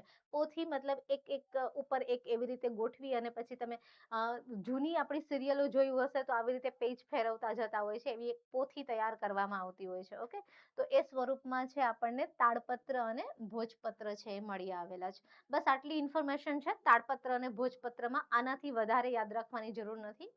નેક્સ્ટ ના અંદર જઈએ તો અભિલેખ વિશે આપણે થોડી વાત છે કરીએ. અભિલેખ કોને કહેવાય? એની એક સિમ્પલ વ્યાખ્યા છે કે ધાતુ કે પથ્થર એના ઉપર કોતરાયેલો લેખ હોય. લખેલો એટલે હાથેથી, હા, એક જાતનો તમે પોથી એટલે ચોપડો જ કહી શકો. Thank you Manisha. વેલ, અહીંયા આગળ આપણે વાત કરીએ લખાયેલું, પણ પથ્થર ઉપર તમે કંઈ લખી રહ્યા છો તો એ અલ્ટિમેટલી છે કોતરાયેલી સ્થિતિ રહેવાની. તો ધાતુ કે પથ્થર ઉપર કોતરેલા કે લખેલા જે બધા લેખ છે એ લેખને આપણે અભિલેખ કહીએ છીએ. તો આ અભિલેખ લખવા પાછળનો હેતુ શું હતો રાજાનો? શું કરવા લખતા હતા? આપણને આ મળ્યા ઢગલા બંધ છે, પણ એમની પાછળ લખવાનું રીઝન શું હતું? તો એમની પાછળનું એક જ કારણ છે કે રાજા એ પોતાની પ્રજા સાથે છે સંવાદ કરી શકે. હા, બિલકુલ. હજી આપણે પોથી પરંપરાને કથામાં સાચવીએ છીએ. બિલકુલ સાચી વાત છે. ઓકે, તો રાજાનો પ્રજા સાથેનો સંવાદ, રાજા કઈ એક એક વ્યક્તિ સાથે જઈને ઘરે ઘરે જઈને વાતો તો નહીં કરે કે મેં શું કર્યું એમ, પણ એની જગ્યાએ શું કરશે કે જ્યારે બધાને એને કહી દેવું છે તો પછી એ એક અભિલેખની અંદર કોતરાવીને મુકાવી દેશે. જેમ કે અશોક છે, એણે શિલાલેખ કોતરાવ્યા. ટોટલ એણે 14 શિલાલેખ છે એ કોતરાવીને મુકાવ્યા. જે ઓલરેડી મારી પાસે ભણી ચૂકેલા છે અને અહીંયા આગળ બેઠેલા છે એમને આ વાત ખબર હશે. જે લોકો હવે પહેલી વખત મને સાંભળી રહ્યા છે અને થોડા જો કન્ફ્યુઝ છે, તો હું તમને કહું કે આ 14 શિલાલેખનો મતલબ શું થાય છે કે એક વિશાળ એવી શિલા છે જે જુનાગઢમાં આપણને મળી, બરાબર? એવું તમે સમજી લો. અને આ એક શિલા ઉપર 14 વાતો લખાયેલી છે. 1, 2, 3, 4, 5, 6 આવી રીતે 14 ટોટલ વાતો છે એ લખાયેલી છે. કેમ કે શિલા ઉપરનો આ એક લેખ છે, આ પ્રથમ શિલાલેખ છે. આ બીજો લેખ છે, આ દ્વિતીય શિલાલેખ છે. અને આ 14મો છે જે ચોથો શિલાલેખ છે. આવા મોટા મોટા આપણને 9 જગ્યાએથી ભારતમાંથી પથ્થર મળ્યા છે. ઓકે, અને એ 9 જગ્યા ઉપર આપણને આવી રીતે છે એ એકાદ કલિંગને બાદ કરતા આમ 14 લેખ છે એ મળે છે. હા, બિલકુલ કહેવામાં આવે. આપણે પથ્થરની જ તકતી છે એ કહેવાય છે. આપણે અહીંયા આગળ હજી તમને લોકોને સુવર્ણ લેખ નથી આપ્યા. બાકી તમે સ્વર્ણ અક્ષરે લખશે કવિઓ યશગાથા ગુજરાતની. અમુક એવી વાતો પણ ભારતની અંદર બનતી હોય છે કે જે સુવર્ણ અક્ષરે લખાતી હોય છે, જેમાં સોનાની શાહીનો ઉપયોગ કરવામાં આવતો હોય છે, જે ક્યારેય નાબૂદ ના થઈ જાય. અને એવી બહુ મહત્વની ઘટનાઓ હોય તો એવી રીતે એની પણ નોંધ છે થતી હોય છે, બરાબર? તમે જે કહ્યું એ પ્રમાણે હાલે આપણે એ જ પરંપરાને જાળવીએ છીએ. તમે સ્ટેચ્યુ ઓફ યુનિટી જતા રહો તો ત્યાં તમને એક વિશાળ પથ્થર અને એના ઉપર તકતી લાગેલી દેખાશે, તો એ શિલાલેખ જ છે થયો. અશોકનો આ એક શિલાલેખ છે અને એની અંદર એ રાજા સાથે કંઈક રાજા એ અશોક જે છે એ પ્રજા સાથે કંઈક સંવાદ કરી રહ્યો છે. તો એ સંવાદની અંદર છે એ શું કહી રહ્યો છે, તો એક તો તમે જુઓ કે એ પોતાના આદેશો કહી રહ્યો છે. રાજાના કોઈ આદેશ હોય તો એ આદેશ વિશે વાત કરી રહ્યો છે, જેમ કે બધાએ અહિંસામાં છે માનવાનું છે, હિંસા નથી કરવાની. ઓકે, પેલું જ જે લેખ લખાયો છે અશોકના શિલાલેખનો પહેલો જ લેખ, એમાં શું લખ્યું છે કે બધાએ અહિંસા રાખવાની અને હું પણ અહિંસામાં છે એ માનું છું. અને મારા રસોડાની અંદર એમણે બહુ ક્લિયર શબ્દોમાં લખ્યું છે કે મારા રસોડાની અંદર પેલા બહુ બધા હરણ અને મોર છે એ મરતા હતા, પણ હવે માત્ર 2 મોર અને 1 હરણ જ મારવામાં આવે છે અને હું બહુ જલ્દી એને બંધ કરાવી દેવાનો છું. એટલે આ શું થઈ ગયું, રાજાનો પ્રજા સાથે સંવાદ કે હું નથી ખાવાનો, તમે ન ખાતા. પછી રાજ્ય વિશેની માહિતી, એનું સામ્રાજ્ય કેટલું ફેલાયેલું છે, કેટલા કેટલા પ્રદેશો એના સામ્રાજ્યનો ભાગ છે અને એના સામ્રાજ્યની બહાર સરહદી પ્રદેશો કયા કયા છે એ પણ એની પ્રજાને કહી રહ્યો છે. એટલે એને ત્યાં ચેર વંશ, ચોલ વંશ, પાંડ્ય વંશનો ઉલ્લેખ કરેલો છે કે આ મારા સરહદી રાજ્યો છે. એને નેપાળનો ઉલ્લેખ કરેલો છે કે આ મારું સરહદી રાજ્ય છે અને સાથે સાથે મારું ક્ષેત્ર કેટલું છે તો એ રાજ્ય વિશે પણ માહિતી આપી રહ્યો છે. કોઈ રાજાએ કોઈ વિજય પ્રાપ્ત કર્યો હોય તો એ પણ પોતાના લેખની અંદર લખે છે. જેમ કે 13 નંબરનો શિલાલેખ એ આખે આખું કલિંગના યુદ્ધનું વર્ણન છે કે કલિંગના યુદ્ધને એણે કેવી રીતે વિજય મેળવ્યો છે અને પછી 1 લાખ લોકોનું મૃત્યુ અશોક પોતે સ્વીકારે છે. અને આ પર્ટિક્યુલર 13 નંબરનો જે શિલાલેખ છે એ જુનાગઢમાં તો છે, પણ એને કલિંગમાં ન લખ્યો. બરાબર, સ્માર્ટ હતો. એને ખબર હતી કે કલિંગમાં લખું તો એની પ્રજાને રોજ થોડું મારે કહેવાય કે મેં તમને આટલા માર્યા. એટલે એને 13 નંબરનો જે શિલાલેખ કલિંગમાંથી જે આપણને અશોકનો શિલાલેખ મળ્યો છે એમાં ગાયબ છે. ઓરિસ્સા, બરાબર, ઓડિશાની અંદરથી આપણને જે શિલાલેખ મળ્યો છે અશોકનો, એમાં 13 નંબરનો લેખ જ નથી. એની જગ્યા 10 નંબર સુધીના લેખ આપ્યા, બાકી પૃથક આપી દીધા. એનો મતલબ એવો થાય છે કે રાજા પોતાના વિજયોનું વર્ણન પણ આ શિલાલેખની અંદર કરી રહ્યા છે. પોતાના ધર્મ વિશે માહિતી આપી રહ્યા છે. ધર્મનો પ્રચાર એને શિલાલેખમાં કર્યો છે. પોતાની સંસ્કૃતિ વિશે માહિતી આપી રહ્યા છે. અને આ અશોક એક નથી, બધા આગળ જતા લાઈક આપણને સમુદ્રગુપ્તનો છે અલ્હાબાદ પ્રશસ્તિ મળી આવેલી છે. તો સમુદ્રગુપ્તને હિન્દનો નેપોલિયન કહેવામાં આવે છે. એને આખા ભારતભરમાં જે ઉત્તર ભારતના 12 રાજાને હરાવ્યા, દક્ષિણ ભારતના 8 રાજાને હરાવ્યા, આ બધા જ રાજાઓના સાથે યુદ્ધનું એણે વર્ણન કરેલું છે. તો શું થઈ ગયું, એના વિજયની, એના ધર્મની, કયો ધર્મ માની રહ્યો છે, એની સંસ્કૃતિની આ બધી વાતો કરે છે. ઓકે, હવે તમે જે પ્રશ્ન કર્યો પાછો અટપટો છે. તમે જો 14 શિલાલેખમાં સૌથી વધારે ડિટેલ વાત એમણે શેની અંદર કરેલી છે એવું તમે પૂછવા માંગતા હોય તો ફર્સ્ટ આવશે. પણ તમે ફર્સ્ટ એટલે આ ન સમજતા, હે ને, ગિરનાર ન સમજી લેતા. ગિરનારનો શિલાલેખ એ પહેલો લેખ નથી. ગિરનારમાં 14 લેખ છે, બાકી બધી જગ્યાએ 14 લેખ છે. એક લેખ એ પ્રથમ શિલાલેખ છે કહેવાય. તો પ્રથમ સૌથી મોટો જ, કેમ કે એમાં ખાસી ડિટેલ એમણે છે આપેલી છે. ઓકે, ચલો, ક્લિયર હશે વાતો. ઇન શોર્ટ, અભિલેખ આટલી વાતો છે એ પ્રેઝન્ટ કરતું હોય છે. અભિલેખ લખવા પાછળનો હેતુ શું હોય છે, તો રાજાને પ્રજાની સાથે છે સંવાદ કરવો હોય છે. નેક્સ્ટ આપણે વાત કરીએ તામ્રપત્ર. આ બધા જ્યારે પાછા આવશે ત્યારે તો ડિટેલ ચર્ચા કરીશું. હાલ આપણે જસ્ટ ઇતિહાસ જાણવાના સ્ત્રોત ઉપર વાત કરી રહ્યા છીએ. તામ્રપત્ર, તામ્રપત્ર કોને કહેવાય, એની વ્યાખ્યા શું છે, તો તાંબાના પતરા ઉપર જે કોતરીને લખવામાં આવતું લખાણ હોય. તરત થઈ જતા હોય, 24 કલાકમાં તો થઈ જ જશે, હે ને, 24 કલાકમાં તો તમને મળી જ જશે. ઓકે, પણ પ્રયત્ન કરો મેક્સિમમ લાઈવમાં છે સ્ટડી કરવાનું. તમને ટાઈમ પોસિબલ ના બનતો હોય તો એવા ટાઈમની અંદર તમે રેકોર્ડેડ મોડમાં છે સાંભળો. બાકી જે લાઈવમાં મજા આવે, બરાબર, તો પછી રેકોર્ડેડ મોડમાં ઘણા પ્રશ્નો ઊભા થઈ જાય પર્ટિક્યુલર સબ્જેક્ટ રિલેટેડ, તો પછી તમને પ્રોબ્લેમ થઈ શકે.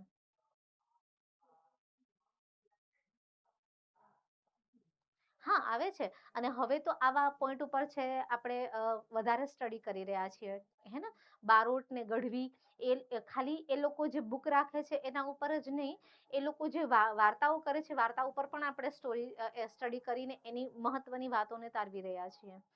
ઓકે, તો કેવા પ્રકારની માહિતી એ તામ્રપત્રમાંથી આપણને મળતી હોય છે? તામ્રપત્રનો ઉપયોગ મુખ્યત્વે રાજાઓ દાન આપવા માટે છે કરતા હતા. કોઈ પણને દાન આપવું છે એટલે તામ્રપત્ર ઉપર એ લખાણ લખવામાં આવે, તો રાજા પોતાનું નામ લખે, રાજા પોતાના પિતાનું નામ લખે, ઓકે, એના પિતાનું, આમ ઘણી બધી પેઢીઓનો ઉલ્લેખ ત્યાં આગળ છે એ કરે. પછી એનું સામ્રાજ્યનું વર્ણન કરે કે મારો આટલો વિસ્તાર છે. અને અભિવ્યક્તિ નહીં, અભિલેખ, એને શિલાલેખ એ અભિલેખનો એક ભાગ કહેવાય. અભિલેખમાં શિલાલેખ, સ્તંભલેખ બધું આવી જાય.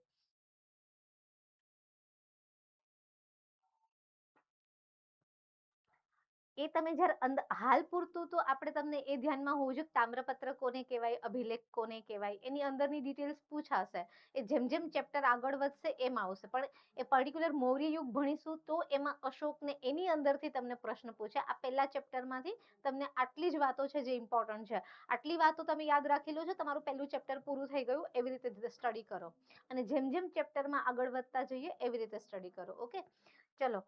તો દાનની માહિતી આપણને આપે, પછી એનું વહીવટી તંત્ર પણ લખે કે પ્રાંત, એનું રાજ્ય છે કેટલા પ્રાંતમાં વિભાજિત છે, પ્રાંત પછી કેટલા જિલ્લાઓમાં વિભાજિત છે, જિલ્લાઓના નામકરણ અલગ અલગ રાજાઓએ અલગ અલગ હોઈ શકે છે, તાલુકાઓના નામ હોય, ગ્રામનો, અને એમણે પર્ટિક્યુલર કઈ જમીન છે આપી.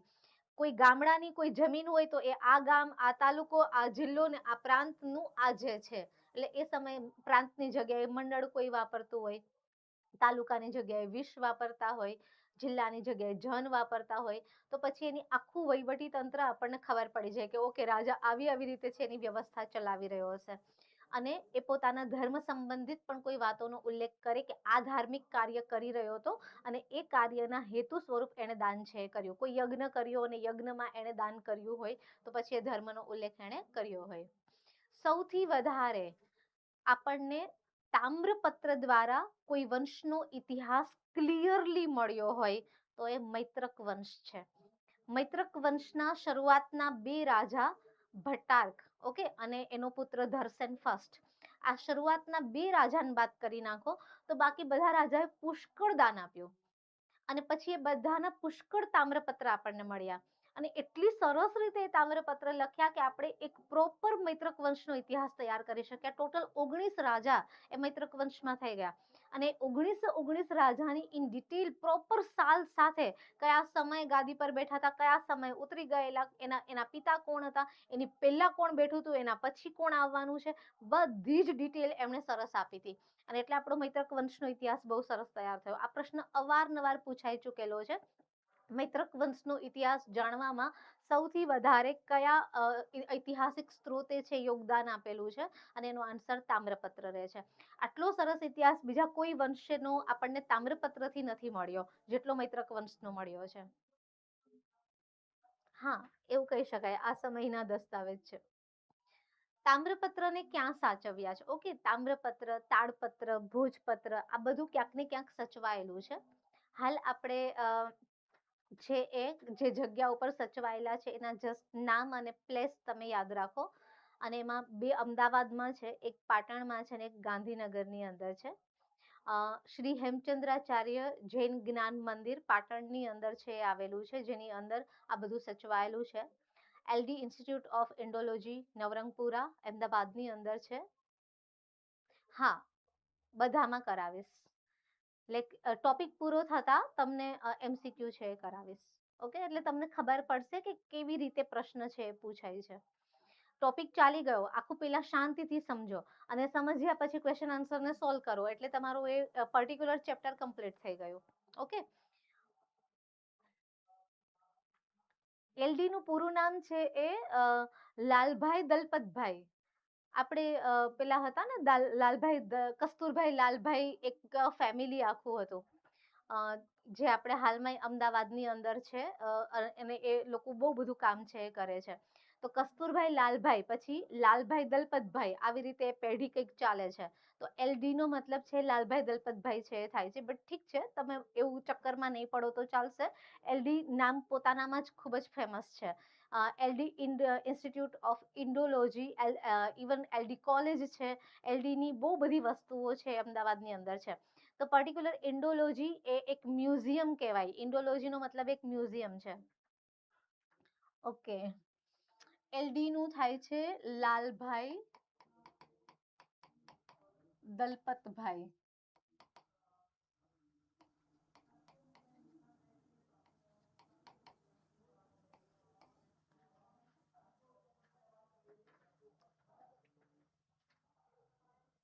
હા, 4 જગ્યાએ યાદ રાખવાના છે. ઓકે. પછી ભો જે અધ્યયન અને સંશોધન વિદ્યા પર, આનું મને નથી ખબર. કોઈને ખબર હોય તો લખો ને તો આન્સર મળી જાય. મેં બહુ જ એને યાદ મને આમ જ યાદ છે. ઘણી વખત તો લાઈક સીજી રોડ ઉપર એટલો બધો સમય અમદાવાદમાં રહ્યા પણ સીજી રોડ ને સીજી રોડ નું ફૂલ ફોર્મ નથી ખબર. ગુજરાત વિદ્યાપીઠ આદિવાસી સંગ્રહાલય ક્યાં આવેલું છે? ગુજરાત વિદ્યાપીઠ સમજાયો ને? ભોગીલાલ. Yes yes, Bhogilal.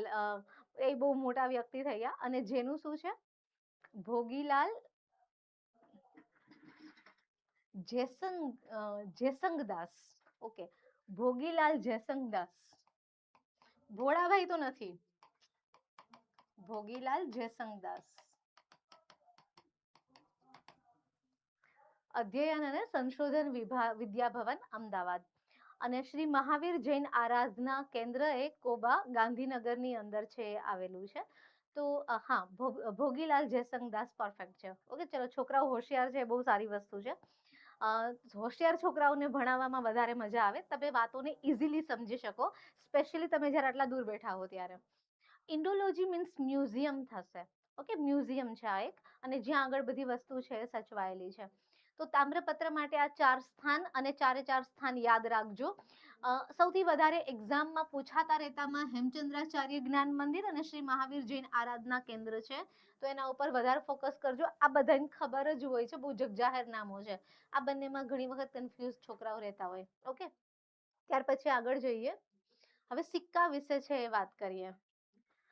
પેલા તો સિક્કા છે એ આપણને શું જાણવામાં મદદ કરે છે? સિક્કાઓથી આપણને શું ખબર પડે છે? તો સૌથી પહેલા તો સિક્કાઓથી આપણને રાજાઓના નામ મળે, અને પાછી એની વંશાવલી પણ મળે. અલગ અલગ રાજાઓએ સિક્કાઓ બહાર પાડ્યા હોય તો એનું અંદર નામ લખવામાં આવેલું હોય. ઓકે. પછી સમય મળે. સમય તો બધામાં મળશે. તામ્રપત્રમાં સમય આપણને મળશે કે કયા સમયનું છે એ થશે. ત્યાર પછી તો સમય છે મળશે. ત્યાર પછી સંસ્કૃતિ. કેમ કે હું એવું કહી રહી છું કે તમે થોડું વેઇટ કરો, હે ને? થોડું વેઇટ કરો, આન્સર હું આપીશ. સંસ્કૃતિ, આપણને એ સમયની સંસ્કૃતિ વિશે છે ખબર પડતી હોય છે, કેમ કે એમાં કોઈક ને કોઈક ધાર્મિક ચિહ્નો એ રાજાઓ દ્વારા છે નાખવામાં આવ્યા હોય, કે પછી છે ક્યારેક વીણા વગાડતા, જેમ કે સમુદ્રગુપ્ત છે વીણા વગાડતો બતાવ્યો હોય. તો આપણને ત્યાંની જે સંગીત કળા છે કે પછી સ્થાપત્ય કળા છે, આપણને લાઈક ચંદ્રગુપ્ત દ્વિતીય છે તો એનો એક સિક્કો મળી આવ્યો છે. એની અંદર એને દિલ્હીનો લો સ્તંભ જે મહરોલીની અંદર આવ્યો છે, જે ચંદ્રગુપ્ત દ્વિતીયના સમયમાં બન્યો, જેને આજ સુધી છે કાટ નથી લાગ્યો, એ એમાં બનાવ્યો છે. તો આપણને એનું સ્થાપત્ય, એમની ધર્મ, આ બધી જ ખબર પડી રહી છે. તો એ સંસ્કૃતિ છે. ઓકે. એટલે રાજાનો સમય, રાજાને સમય ધેટ ઇઝ અલગ, સંસ્કૃતિ અલગ. સામાજિક સ્થિતિ કેવી હતી એ સમયની અંદર એ ખબર પડે. આર્થિક સ્થિતિ વિશે છે ખબર પડે. સિક્કાઓ આપણને આર્થિક સ્થિતિ જાણવામાં સૌથી વધારે મદદ કરે. જો સોનાના સિક્કા છે સૌથી વધારે બહાર પડ્યા હોય, ઇટ મીન્સ કે આર્થિક દ્રષ્ટિએ એ ખૂબ જ સમૃદ્ધ હશે. ત્યાર પછી ચાંદીના સિક્કાઓ શરૂ થઈ ગયા અચાનક, બરાબર. લાંબો સમય સુધી સોનાના સિક્કા ચાલી રહ્યા છે, અને પછી ચાંદીના સિક્કાની શરૂઆત થતી દેખાઈ રહી છે. તો કંઈક અર્થતંત્ર નબળું પડી રહ્યું હોય, આવું આપણને છે દેખાય. તો આ બધી જ વસ્તુ આપણને સિક્કાઓ દ્વારા ખબર પડી જાય. એની રાજકીય સ્થિતિ, એમની ધાર્મિક સ્થિતિ, આ 4 સ્થિતિ તો મોસ્ટ ઇમ્પોર્ટન્ટ છે કોઈ પણ યુગને સ્ટડી કરવા માટે. અને સિક્કાઓ આપણને હેલ્પ કરી દે છે કે જેનાથી આપણે એને સ્ટડી છે કરી શકીએ. ઓકે. હા, સમુદ્રગુપ્તમાં અને ચંદ્રગુપ્ત દ્વિતીયનો એ સ્તંભ વાળો પણ આપણને સિક્કો છે એ મળ્યો છે. ઓકે. કઈ ધાતુઓનો ઉપયોગ છે કરવામાં આવતો તો સિક્કા બનાવવા માટે? તો સોનું, ચાંદી, તાંબુ, આ 3 ધાતુનો ઉપયોગ તમારી બુકની અંદર લખેલો છે. બટ એ સિવાય શીશુ, એનો પણ ઉપયોગ છે કરવામાં આવતો હતો. ઓકે. શીશુ ધાતુનો ઉપયોગ કરીને સિક્કા છે એ બહાર પડતા હતા. તો આવી રીતે છે આ મુખ્ય ધાતુઓ છે. સૌથી પ્રાચીન સિક્કા ભારતના, ઓકે, સૌથી પ્રાચીન સિક્કા ભારતના કયા છે? તો એ પંચમાર્ક સિક્કા છે, જેની શરૂઆત ભારતમાં ઈસવીસન પૂર્વે 5મી સદીની અંદર છે થયેલી હતી. હમણાં જો કોઈને ઈસવીસન પૂર્વે અને ઈસવીસન કોને કહેવાય ને એ સમજ ન હોય, તો એક ટોપિક આપણો આખો સમય ઉપર જ છે તમારી બુકની અંદર ફર્સ્ટ ચેપ્ટરમાં, કેમ કે પેલું ચેપ્ટર બેસિક ઇન્ફોર્મેશન છે બધી, એટલે હમણાં આપણે સમય ઉપર ડિટેલ ચર્ચા કરીએ છીએ. બટ આ યાદ રાખજો કે સૌથી પ્રાચીન સિક્કા ભારતના એ પંચમાર્ક સિક્કા છે, અને એની શરૂઆત ઈસવીસન પૂર્વે 5મી સદીની અંદર છે થયેલી હતી. આ પંચમાર્ક સિક્કાઓ બનતા કેવી રીતે? ઓકે, તો પર્ટિક્યુલર પેલા તો બીબા બનાવવામાં આવતા હતા. બીબા બનાવ્યા હોય અને એની અંદર પછી આવી રીતે માર્ક થઈ જાય એવા નિશાન અંદર ઉપસેલા હોય, પર્ટિક્યુલર બીબાની અંદર એવા નિશાન બનેલા હોય. હવે એનામાં એકદમ પ્લેન ધાતુનો ટુકડો છે એ નાખવામાં આવે, પોચી ધાતુનો ટુકડો એ અંદર નાખવામાં આવે ને એકદમ દબાવવામાં આવે. એ બીબાની અંદર એ ધાતુના ટુકડાને એકદમ દબાવવામાં આવે તો બીબામાં જે પેલા નિશાન પડેલા છે એ નિશાન આમાં પડી જાય, ટુકડાની અંદર એ નિશાન પડી જાય. અને તમારી પાસે જો બુક હોય તો તમારી ત્યાં ફોટો પણ આપેલો છે કે જેની અંદર છે એ તમને આવા બીબા છે એ દેખાશે, એટલે આવા સિક્કાની અંદર તમને છે ઉપસેલા પાર્ટ છે એ દેખાઈ જશે. તો આમ એ સિક્કો તૈયાર થતો હતો. તો ધાતુના ટુકડાઓને છાપ ઉપસાવવા માટે બીબામાં મૂકી અને દબાણ આપવામાં આવતું હતું, અને એમાં 5 પ્રકારના અલગ અલગ માર્ક છે થઈ જતા હતા. એટલા માટે આપણે એને પંચમાર્ક સિક્કા છે એ કહીએ છીએ. સિક્કા તો બહુ બધી જગ્યાએથી મળ્યા, આખા ભારતભરમાંથી, અને સિક્કાઓના આધારે આપણે ઢગલાબંધ ઇતિહાસ તૈયાર કર્યો. જ્યાંથી જેના સિક્કા મળ્યા એ જેની જેની જ્યાં વાતો કરીશું ત્યાં આગળ ચર્ચા કરીશું. ઓકે,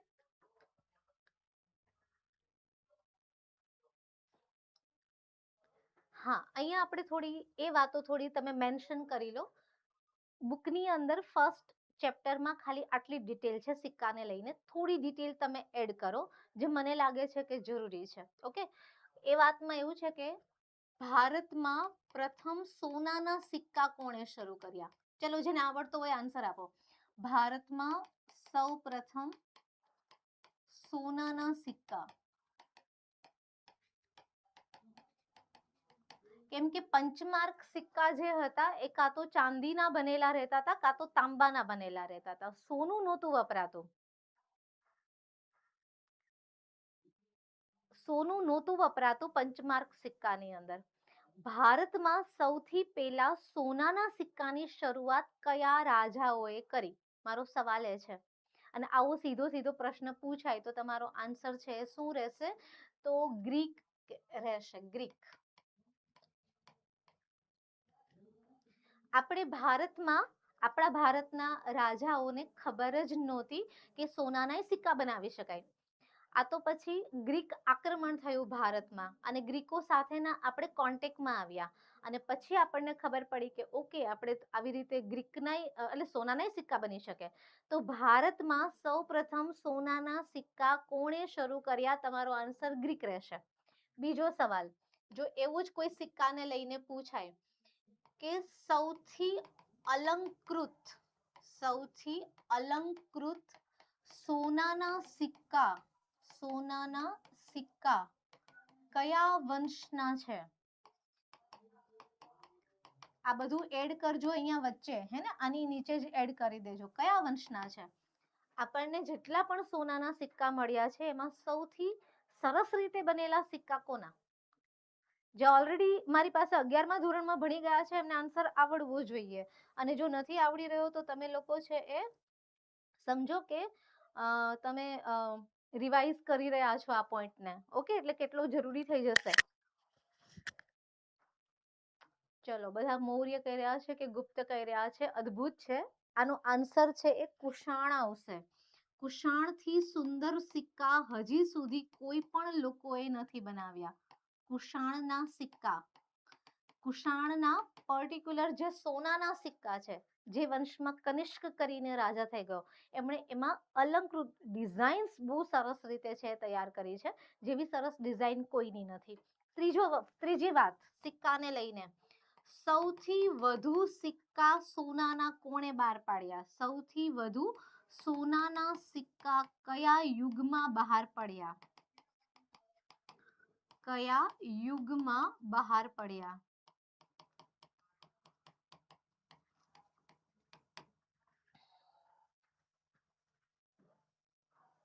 મારી પાસે નહીં, આમાં અમુક એવા સ્ટુડન્ટ્સ છે જે ઓલરેડી મારી પાસે ભણી ચૂકેલા છે, 11મું એમનું ઓલરેડી ચાલી રહ્યું છે, અને એમાં આ જ બધી વાતો છે એ આવે છે. બહુ સરસ હે ને. બંશી આહિર, ગુપ્ત યુગની અંદર સૌથી વધારે સોનાના સિક્કા છે એ બહાર પડ્યા. અને મેં કહ્યું કે જ્યારે સૌથી વધારે સોનાના સિક્કા છે કોઈ યુગમાં બહાર પડે, મતલબ એની અર્થતંત્રની દ્રષ્ટિએ મજબૂત હોય, અને એટલે આપણે ગુપ્ત યુગને એક સુવર્ણ યુગ પણ કહીએ છીએ. એક કારણ હે ને, અનેક કારણો છે ગુપ્ત યુગને સુવર્ણ યુગ કહેવા પાછળના. એમાંનું એક કારણ છે કે આ સમયમાં સોનાના સિક્કા સૌથી વધારે છે. કુષાણ વંશના સોનાના સિક્કા સૌથી સુંદર છે. સૌથી વધારે સિક્કા સોનાના કોઈએ બહાર પાડ્યા હોય તો ગુપ્ત યુગ છે. મૌર્ય શું કરી રહ્યા છે, હે ને, તમને બધાને પ્રશ્ન થતો હશે. તમે બધા બહુ બધી જગ્યાએ મૌર્ય આન્સર લખી રહ્યા છો, પણ મૌર્ય સમયમાં પંચમાર્ક સિક્કાઓ ચાલી રહ્યા હતા. જે 5મી સદીના સિક્કાઓ હતા, એ મૌર્યોએ એ જ સિક્કાઓને છે ચલાવ્યા છે. અલગથી કોઈ પણ મૌર્ય સમયના સિક્કાઓ આપણને નહીં મળે. ચંદ્રગુપ્ત મૌર્ય અને બિંદુસાર ને આવા નામ લખેલા સિક્કાઓ તમને ક્યાંય વાંચવા જોવામાં નહીં આવે. એ તમને છે એના પંચમાર્ક જ સિક્કાઓ છે ચાલતા હતા. અનુમૌર્ય યુગ આવ્યો, મૌર્યનું પૂરું થઈ ગયા પછી અનુમૌર્ય યુગ આવ્યો, પછી આ સોનાના સિક્કાઓનું ચલણ છે ખૂબ જ વધી ગયેલું હતું. ઓકે, અહીંયા તમને હવે સિક્કાઓ વિશેની બધી ડિટેલ છે ખબર પડી ગઈ હશે. આગળ જઈએ હવે. ઇતિહાસના અભ્યાસીઓ, હા, કેમ કે ચાંદીના અને તાંબાના જ પંચમાર્કના સિક્કાઓ રહેતા હતા.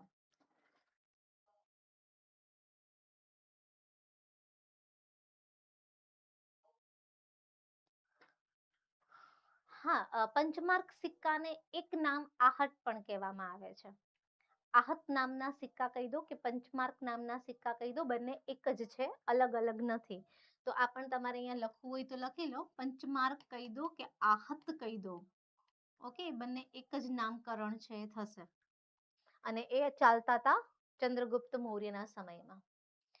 5મો પોઈન્ટ, આપણે 5 પોઈન્ટ ઉપર છે વાત કરી રહ્યા હતા કે જ્યાંથી આપણને ઇતિહાસ જાણવા માટેના લેખિત સાધનો છે મળી આવે છે. એમાં 5મો પોઈન્ટ છે. મારું નામ આરતી છે. ઇતિહાસના અભ્યાસીઓ એ આપણો 5મો પોઈન્ટ થશે. એ પહેલા આપણે વાત કરી તાડપત્ર અને ભોજપત્ર વિશે, જે ઇતિહાસ જાણવા માટે આપણને હેલ્પ કરે છે.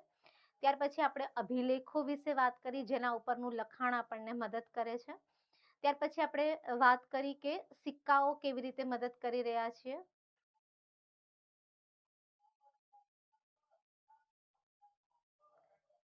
ડીપીમાં કરાવો મતલબ?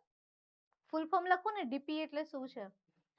ઇતિહાસકારો અને ઇતિહાસના અભ્યાસીઓ છે એ કયા કયા છે? તો નંબર 1માં આવશે પુરાતત્વ શાસ્ત્રીઓ, જે ઇતિહાસ ઉપર છે સ્ટડી કરતા હોય. પુરાતત્વ શાસ્ત્રીઓ કોને કહેવાશે? બધા પુરાતત્વ શાસ્ત્રીઓ ન હોય.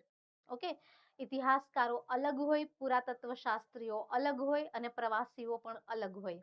આ અલગ અલગ ઇતિહાસ ઉપર સ્ટડી કરતા હોય.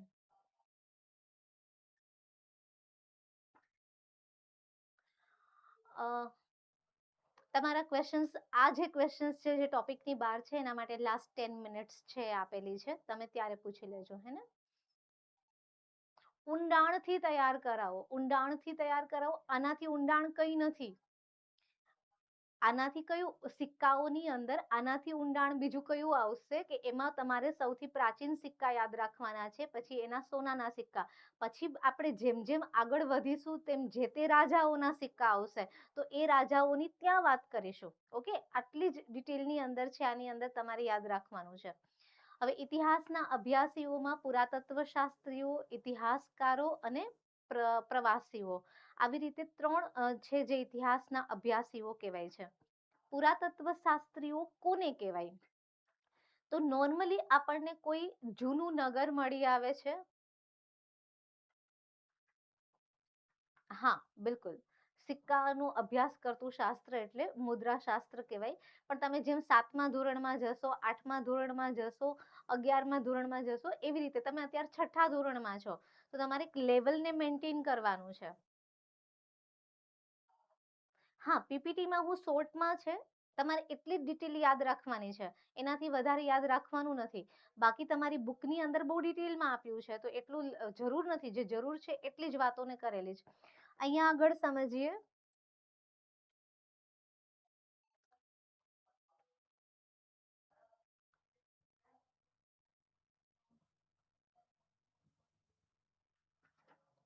જેમ કે સિક્કા છે, તો એની અંદરથી આપણને શું જાણવા મળે છે?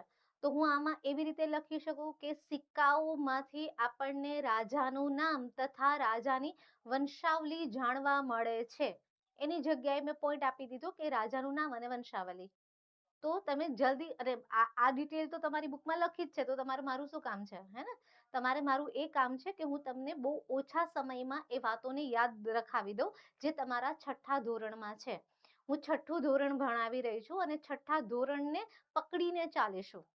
ઓકે, અને આપણે ટેટની તૈયારી કરી રહ્યા છીએ, એટલે ટેટના સિલેબસને ફોકસ કરીને છે ચાલીશું. આ 2-3 પોઈન્ટને છે તમે સમજજો. એમાં જીએસમાં જે પૂછાશે એની બહાર તમને કંઈ નહીં જાય.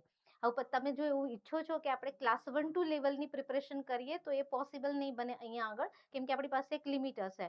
અને તમે આ બધી ડિટેલ્સ જો એક્સપેક્ટ કરી રહ્યા હો કે આવું પણ આપણને છે મળે જે ક્લાસ 1-2 લેવલે પૂછાશે, તો તમારો બહુ ટાઈમ કન્ઝ્યુમ કરશે. એટલે એટલા લેવલ ઉપર આપણે નહીં જઈએ. ઓકે, તમારી બુકને આપણે વળગી રહીશું. બુકની અંદર જે ડિટેલ આપી છે એ ડિટેલને થોડી ડિટેલમાં છે સમજીશું. તો 3 ઇતિહાસના મુખ્ય અભ્યાસીઓ છે પુરાતત્વ શાસ્ત્રીઓ. પુરાતત્વ શાસ્ત્રીઓ એ હોય છે જે કોઈ પણ નગર મળી આવ્યું આપણને, તો એ નગરમાં જાય, પછી ત્યાંની જે ઈંટો છે, ત્યાંના જે પથ્થરો છે, ત્યાંના જે મકાન છે, એમના મકાનો છે, પછી એમની ગટર વ્યવસ્થા છે, કે પછી એમના સિક્કાઓ છે, આ બધી જ માહિતીઓ ઉપર એ સ્ટડી કરતા હોય છે, જેને આર્કિયોલોજિસ્ટ પણ કહેવામાં આવતા હોય છે. ઓકે, ઇતિહાસકારો ઇતિહાસને સ્ટડી કરતા હોય છે, જેમ કે અને તૈયાર કરતા હોય છે. બહુ ફેમસ વ્યક્તિ છે કલ્હણ, જેમણે રાજતરંગીણી છે એ લખ્યું છે. તો ત્યાંથી આપણા ઇતિહાસની શરૂઆત થાય છે. એક પ્રોપર ઇતિહાસ લખનારા એ પ્રથમ ઇતિહાસકાર છે એ હતા. સિક્વન્સની અંદર આ પ્રશ્ન પણ પૂછે તો તમારે એ જ આન્સર આપવાનો થાય કે સૌથી પહેલા ઇતિહાસકાર ભારતમાં કોણ થઈ ગયા જેમણે ક્રમબદ્ધ ઇતિહાસ છે એ આપ્યો? તો એનો આન્સર છે કલ્હણ, અને એનું રાજતરંગીણી થશે. અહીંયા કેમ નથી લખ્યું? કેમ કે જ્યારે કલ્હણ પાછા આવશે ત્યારે ત્યાં આગળ આ ચર્ચા થવાની જ છે. હાલ ઇતિહાસકારો અને પ્રવાસીઓ એવું ધ્યાનમાં રાખો. હવે પ્રવાસીઓમાં કેટલા બધા પ્રવાસીઓ આવ્યા છે જેમણે કંઈક ને કંઈક નોંધ કરેલી છે. જેમ કે મેગેસ્થનીઝ આવ્યો છે, તો હું કઈ મેગેસ્થનીઝની ડિટેલ અહીંયા નહીં કહું. હું મૌર્ય વંશ ભણાવીશ તો મૌર્ય વંશમાં મેગેસ્થનીઝ વિશે વાત કરીશ. પણ મેગેસ્થનીઝ કરીને એક વિદેશી પ્રવાસી આવ્યો, તો એ પ્રવાસી છે. ઓકે, અને એણે ઇન્ડિકા લખ્યું, તો એની અંદરથી આપણને ઇતિહાસ જાણવા મળી જાય. એવી રીતે છે એ ફાહિયાન આવ્યો છે, એ પેલો ચીની યાત્રાળુ હતો. યુએન સાંગ આવ્યો છે. ઓકે, તો આ બધા જ જે પ્રવાસીઓ છે એમના દ્વારા જે નોંધ કરવામાં આવી છે, જેમ કે સિયુકી પુસ્તક લખાયું છે, કે ફોકવોકી ગ્રંથ લખાયો છે, તો એ બધા ગ્રંથો આપણને ઇતિહાસ જાણવામાં ક્યાંક ને ક્યાંક મદદ કરી રહ્યા છે. ઓકે, તો એ આપણા પ્રવાસીઓ છે એ ગણાશે. પુરાતત્વ શાસ્ત્રીઓ વિશે આપણે થોડી ડિટેલમાં વાત કરીએ કે પુરાતત્વ શાસ્ત્રીઓનું કાર્ય શું રહેતું હોય છે. તો ઈંટ, પથ્થર, ઓજાર, ખોરાકના નમૂના, હાડકા, મકાન, સિક્કા, જે કંઈ પણ આપણને મળી આવે છે એ બધા ઉપર છે એ સંશોધન કરવામાં આવતું હોય છે, અને એને આપણે છે એ કહીએ છીએ પુરાતત્વ શાસ્ત્રી. આ પુરાતત્વ શાસ્ત્રીનું કાર્ય રહેતું હોય છે. જેમ કે આપણે રોજડી મળી આવ્યું, કે રંગપુર મળી આવ્યો, તો રંગપુરની અંદરથી આપણને ચોખાના ફોતરા મળી આવેલા છે. હવે એ ફોતરા જોઈને આપણને લોકોને સમજ ન પડે કે આ શું છે, પણ એ નમૂનો જોઈને પુરાતત્વ શાસ્ત્રી કહી દેશે કે આ કેટલા વર્ષ જૂના છે, કે પછી આ લોકો ચોખાનો ઉપયોગ છે એ કરતા હતા. ઓકે, મુખ્ય પ્રવાસીઓ મેગેસ્થનીસ, પ્લિની, ફાહિયાન, હ્યુએન આ બધાના નામના ઉલ્લેખ છે. આટલા જ નથી, તમારી બુકમાં આટલા જ ઉલ્લેખ છે, આટલા જ નથી. પ્રાચીન સમયથી લઈને મધ્યકાળના સમયમાં અર્વાચીન ટાઈમમાં ઢગલાબંધ પ્રવાસીઓ આવ્યા છે. અને જેમ જેમ ઇતિહાસમાં તમે આગળ વધશો એમ એ બધા પ્રવાસીઓ ત્યાં આવશે. જેમ કે તમે મૌર્ય વંશને સ્ટડી કરશો તો મૌર્ય વંશમાં મેગેસ્થનીઝ આવી જશે. પછી ગુપ્ત વંશને તમે સ્ટડી કરશો એટલે ત્યાં ફાહિયાન આવશે. હર્ષવર્ધનને સ્ટડી કરી રહ્યા હશો ત્યાં હ્યુએન સાંગ આવશે. પણ અહીંયા આપણે શું સમજવાનું છે કે આ બધા પ્રવાસીઓ છે. અને પ્રવાસીઓ છે સમયે સમયે આવ્યા ને એને કંઈક ને કંઈક લેખ છે લખ્યા છે કે જે આપણને ઇતિહાસ જાણવામાં મદદ કરી રહ્યા છે. ઓકે, હાલ આપણે વાત કરી રહ્યા છે એ છે ઇતિહાસ જાણવા માટેના સ્ત્રોત. ઇતિહાસકાર કોણ હોય છે, કોને ઇતિહાસકાર કહેવાય છે?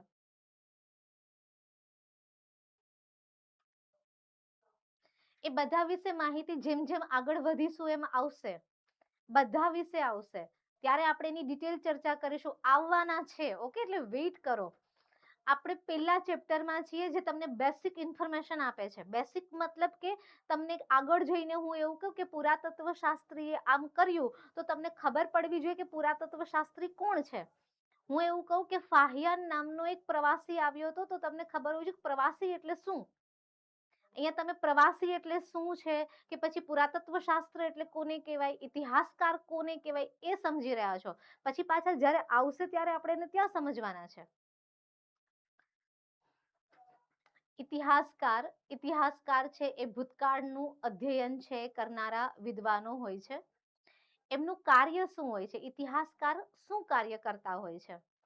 તો ઇતિહાસકારની સામે કેટલાક સાધનો છે એ મળી આવેલા હોય. ફોર એક્ઝામ્પલ, જો આપણે લોથલની અંદર સંશોધન કાર્ય ચાલતું હોય,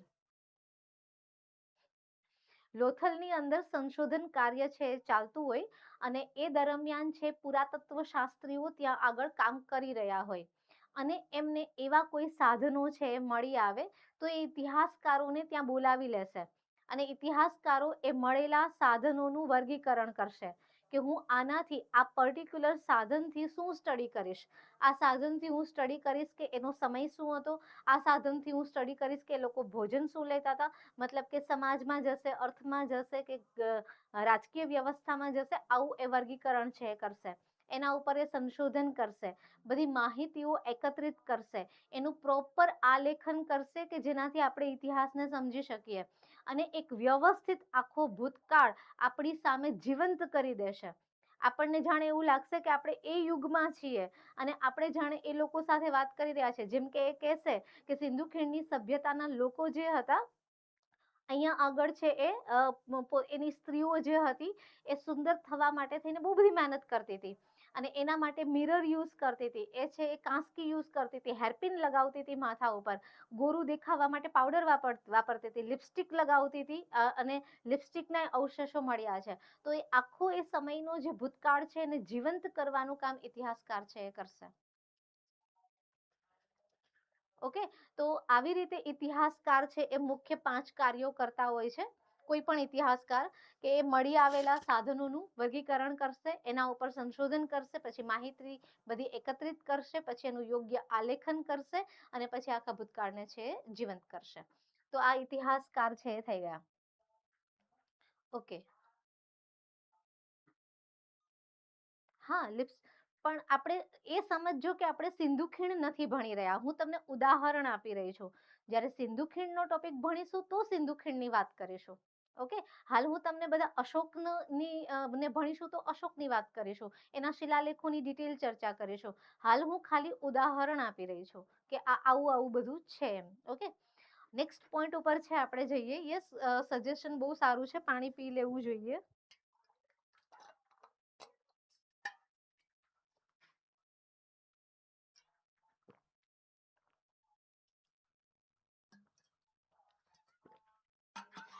ઇતિહાસકારને ઇંગ્લિશમાં હિસ્ટોરિયન કહેવાય. ઇતિહાસકાર હોય તો એને ઇંગ્લિશમાં હિસ્ટોરિયન કહેવાય. હિસ્ટ્રી જે તૈયાર કરી રહ્યા હોય. ઓકે, ચલો નેક્સ્ટ આપણો પોઈન્ટ છે ભૂમિ નામકરણ, જે તમારી બુકની અંદર છે. આપણા દેશનું નામકરણ કેવી રીતે થયું, એટલે આપણા દેશનું નામ ભારત કેવી રીતે પડ્યું કે આપણા દેશનું નામ ઇન્ડિયા કેવી રીતે પડ્યું.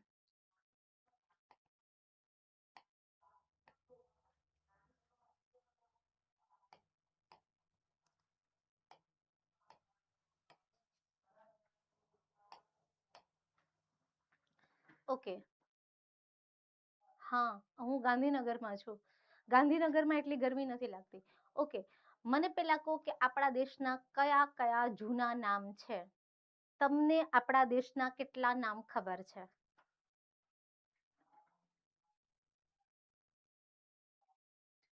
આપણા દેશના નામ કયા કયા છે? એક તો ઇન્ડિયા તો છે જ, જે આપણે તમારે બુકમાં મેન્શન કરેલા છે. જસ્ટ બે નામ છે, ઇન્ડિયા અને ભારત. પણ એ સિવાય પણ આપણા દેશને અલગ અલગ નામથી કહેવામાં આવે છે. ઇન્ડસ એટલે એ સિંધુ નદી છે. ભારત ખંડ કહી દો, ભારત કહી દો. હા, હિન્દુસ્તાન. એક આપણા ભારતનું નામ હિન્દુસ્તાન છે.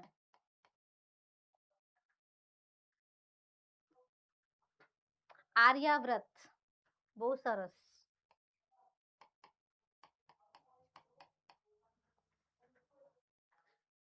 જંબુદ્વીપ, આર્યાવ્રત. ઓકે, બહુ સરસ. આપણને આવા અલગ અલગ નામો છે આપણા દેશના છે એ મળે છે. જંબુદ્વીપ. જંબુદ્વીપ એટલે આખો બહુ વિશાળ એરિયા થઈ ગયો. અને એની અંદર આર્યાવર્ત એટલે ઉત્તર ભારતનો ભાગ છે એ થઈ ગયો. ઓકે, જ્યાં આર્ય વ્યવસ્થા હતી. ઉત્તર અને દક્ષિણ ભારત છે દક્ષિણાવ્રત કહેવાતું હતું, અને ઉત્તર ભારત છે આર્યાવ્રત કહેવાતું હતું. હાલનું જે ઉત્તર ભારત છે એ આર્યાવ્રત હતું. 11 નામ છે. ઓકે, ચલો અહીંયા આગળ હવે આપણે વાત કરીએ આ નામકરણ છે કેવી રીતે થયેલું છે. સૌથી પહેલા આપણે ભારત વિશે વાત કરીએ. ભારત નામકરણને લઈને જે અલગ અલગ મત છે એમાંનો એક મત છે ઋગ્વેદ. ઋગ્વેદ જે આખે આખો છે, ઓકે, આમ તો તમે જુઓ તો આખે આખો ઋગ્વેદ એ 10 મંડળની અંદર લખાયેલો છે. 1028 એમાં સુક્ત છે અને 10,580 એની અંદર ઋચાઓ છે. ઋચાઓનો મતલબ શ્લોક થાય છે. મતલબ કે એક બંધારણ જો હોય તો એક બંધારણ, બરાબર, એક મંડળ એમ એક બંધારણ. એક બંધારણ અલગ અલગ ભાગમાં વિભાજિત છે અને અલગ અલગ ભાગ એ અલગ અલગ આર્ટિકલમાં વિભાજિત છે. બસ આ ટાઈપનું છે એ થઈ ગયું. 10 મંડળ છે, 1028 એમાં સુક્ત છે અને 10,580 એની ઋચાઓ છે અંદર આપણને, એટલે કે શ્લોક છે મળી આવેલા છે. હવે આની અંદર જે 7મું મંડળ છે,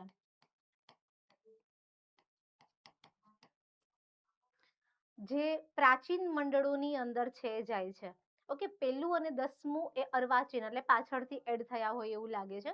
પણ બીજું થી લઈને 7મું, 8મું, 9મું મંડળ એ બધા જ છે સૌથી પ્રાચીન મંડળો છે. તો આ 7મું જે મંડળ છે એ ઋષિ વશિષ્ઠે લખેલું છે. ઋષિ વશિષ્ઠ દ્વારા લખવામાં આવેલું છે. વશિષ્ઠ નામ તમને થોડું ખબર જ હશે. તો વશિષ્ઠ ઋષિએ આ જે આખે આખું 7મું મંડળ લખ્યું એમાંથી આપણને 10 રાગ્ન યુદ્ધનું વર્ણન છે મળ્યું. 10 રાગ્ન યુદ્ધનું વર્ણન. આ દશરાગ્ન યુદ્ધ છે કઈ નદીના કિનારે થયેલું હતું? તો રાવી નદીના કિનારે આ યુદ્ધ થાય છે. એની અંદર બે ગ્રુપ હતા સામ સામે. 12 વાગ્યાનો લેક્ચર 4 વાગે છે. ઓકે, રાવી નદી, રાવી નદીના કિનારે આ યુદ્ધ છે એ થયેલું હતું, દશરાગ્ન યુદ્ધ. અને એમાં બે પક્ષ છે એ હતા સામસામે. એક બાજુ છે એ કોણ હતા? તો ભરત. અને ભરત એ કોઈ રાજાનું નામ નથી. ઓકે, ભરત નામનું ગ્રુપ હતું અને એનો જે રાજા હતો એનું નામ સુદાસ હતું. સુદાસ રાજા. અને ભરત એક ગ્રુપ છે, એક ટોળી છે એવું કહી શકાય. આ એક તરફ છે હતા અને એના વર્સિસ સામે છે કોણ હતા? તો 10 ટોળી હતી, 10 ગ્રુપ કહી શકો. 10 ટોળી છે એ સામે હતી, એટલા માટે જ એને દશરાગ્ન છે એ કહેવાય છે. આ 10 ટોળી જે હતી એમાં 5, જે પહેલા 5 છે એને પંચાજન્ય કહેવાય છે. પંચાજન્ય. અને પંચાજન્ય જે હતા એ બધા આર્ય હતા. આ પંચાજન્યની અંદર હતા પુરુ, યદુ, અનુ, તુર્વસુ અને દ્રહ્યુ. પુરુ યદુ પુરુ યદુ અનુ તુર્વસુ અને દ્રહ્યુ, આવા 5 જે હતા એ પંચાજન્ય છે. અને બીજી જે 5 હતા એ અનાર્ય હતા, જેમાં અલીન, અલીન, પકથ, શિવ, વિષાણીન અને ભલાનસ. આ નામ તમારે યાદ રાખવાની જરૂર નથી, તમારે ઊંડાણપૂર્વક સમજવું જ તો કહી રહી છું. ઓકે, આ બધા નામને યાદ નહીં રાખો તો ચાલશે. તમારા માટે જરૂરી છે રાવી નદી. પંચાજન્ય, પંચાજન્ય એટલે 5 ટોળીનું એક ગ્રુપ હતું, એટલે 5 આર્યન 5 અનાર્ય, આમ ટોટલ મળીને 10 ટોળી ભેગી થઈ ગઈ હતી. તમારા માટે જરૂરી છે સુદાસ. સુદાસ કરીને રાજા જે ભરતનું નેતૃત્વ કરી રહ્યા હતા. ઓકે, હવે ત્યાં આગળ એક વ્યવસ્થા ચાલતી હતી. જ્યારે પણ ક્ષત્રિયોમાં આવી રીતે સામસામે યુદ્ધ થતા હતા, એ સમયે બધા જ પોતાની સાથે પુરોહિતને રાખતા હતા. એટલે ભરત ગ્રુપ હોય તો એની સાથે એક પુરોહિત હોય, એક બ્રાહ્મણ હોય. એવી રીતે આ જો હોય તો આની સાથે પણ એક પુરોહિત હોય, એક બ્રાહ્મણ હોય. પુરોહિતનું કામ શું હોય? એ ત્યાં આગળ જઈને યુદ્ધ ન કરે.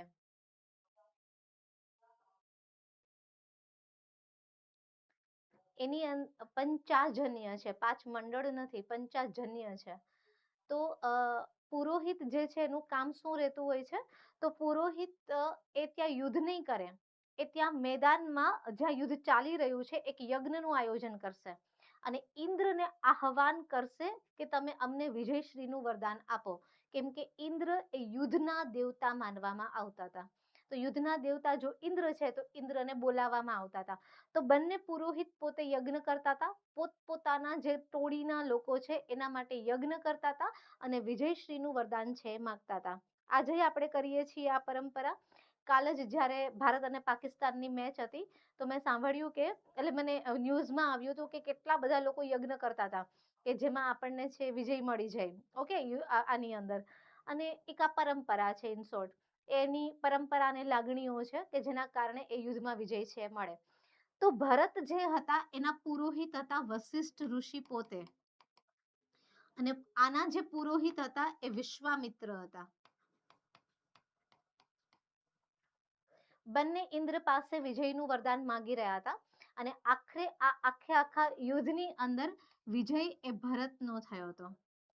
આ તમામ જે હતા એના ઉપર ભરતોની સત્તા છે દાખલ થઈ હતી અને જ્યાં જ્યાં ભરતોની સત્તા છે દાખલ થઈ એ વિસ્તાર ભારત છે કહેવાયો. તો ભારત નામકરણ છે એ આપણને ઋગ્વેદની અંદર આવી રીતે છે એનો ઉલ્લેખ મળે છે. કેમ કે વશિષ્ઠ ઋષિ પોતે જ ત્યાં આગળ હાજર હતા આ યુદ્ધની અંદર, એટલે 7મું મંડળ આખું ઋષિ વશિષ્ઠે લખ્યું અને એ યુદ્ધની અંદર એમણે એટલે એ મંડળની અંદર એમણે દશરાગ્ન યુદ્ધનું છે આખું વર્ણન કર્યું. ઓકે, તો આવી રીતે એ આખું છે આ થશે. તમે પ્રયત્ન કરો કે ટોપિક રિલેટેડ ક્વેશ્ચન્સ છે પૂછો, હે ને? જ્યારે પણ પૂછો, જે ટોપિક ચાલી રહ્યો હોય એ ટોપિકને જ સંબંધિત તમને કોઈ વાત ન પૂછાય, ન સમજાઈ રહી હોય તો તમે મને તરત પૂછો એ આ જગ્યા ઉપર. તમને જો એવું ટેન્શન છે કે મારી પાસે નોલેજ છે કે નહીં અને તમારે મારું નોલેજ જસ્ટ ચેક કરવું છે તો તમે ટાઈમ વેસ્ટ કરી રહ્યા છો તમારો, અને એ લખવામાં તમારો ટાઈમ બગડી રહ્યો છે. એટલે એવું ન કરો. એની જગ્યાએ તમે જે પર્ટિક્યુલર ભણી રહ્યા છો, જે મુદ્દા ઉપર ભણી રહ્યા છો એ મુદ્દો નથી સમજાઈ રહ્યો તો એ મુદ્દા વિશે મને ગમે તે પૂછી શકો.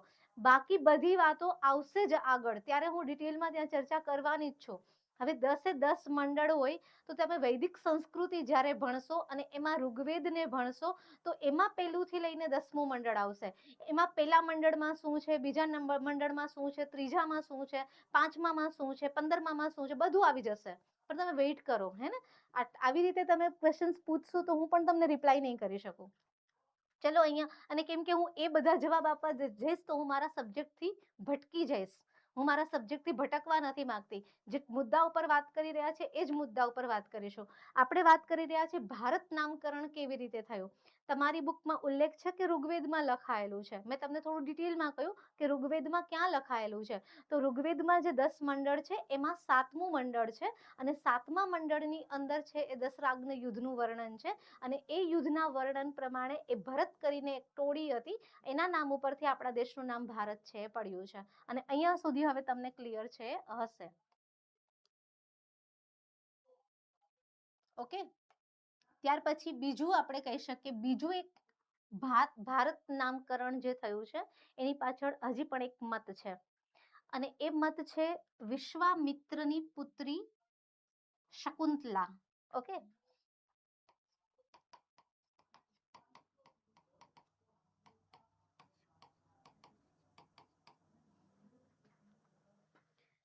વિશ્વામિત્ર જ્યારે ઘોર તપ કરી રહ્યા હતા ત્યારે એમનો તપનું ભંગ કરવા માટે ઇન્દ્ર દ્વારા મેનકાને મોકલવામાં આવી હતી અને મેનકા એ તપ ભંગ કરે એ પહેલા એ પોતે વિશ્વામિત્રથી પ્રભાવિત થઈ જાય છે.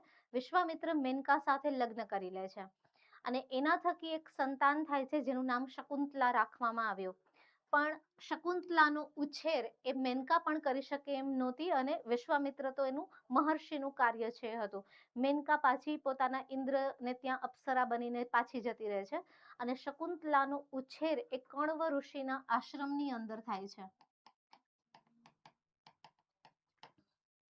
કણવ ઋષિના આશ્રમમાં જ્યારે એ મોટી થઈ જાય છે એ સમયે એક વખત હસ્તિનાપુરના ભરત વંશના રાજા એ દુષ્યંત ત્યાંથી નીકળે છે. હા, ડેફિનેટલી જેમ જેમ આવશે છઠ્ઠા ધોરણમાં જે આવશે બધું હું જ કરાવીશ. ઇતિહાસ આવે કે જ્યોગ્રાફી આવે કે ઇકોનોમિક્સ આવે કે પોલિટી આવે, છઠ્ઠું ધોરણ આખે આખું હું કરાવીશ.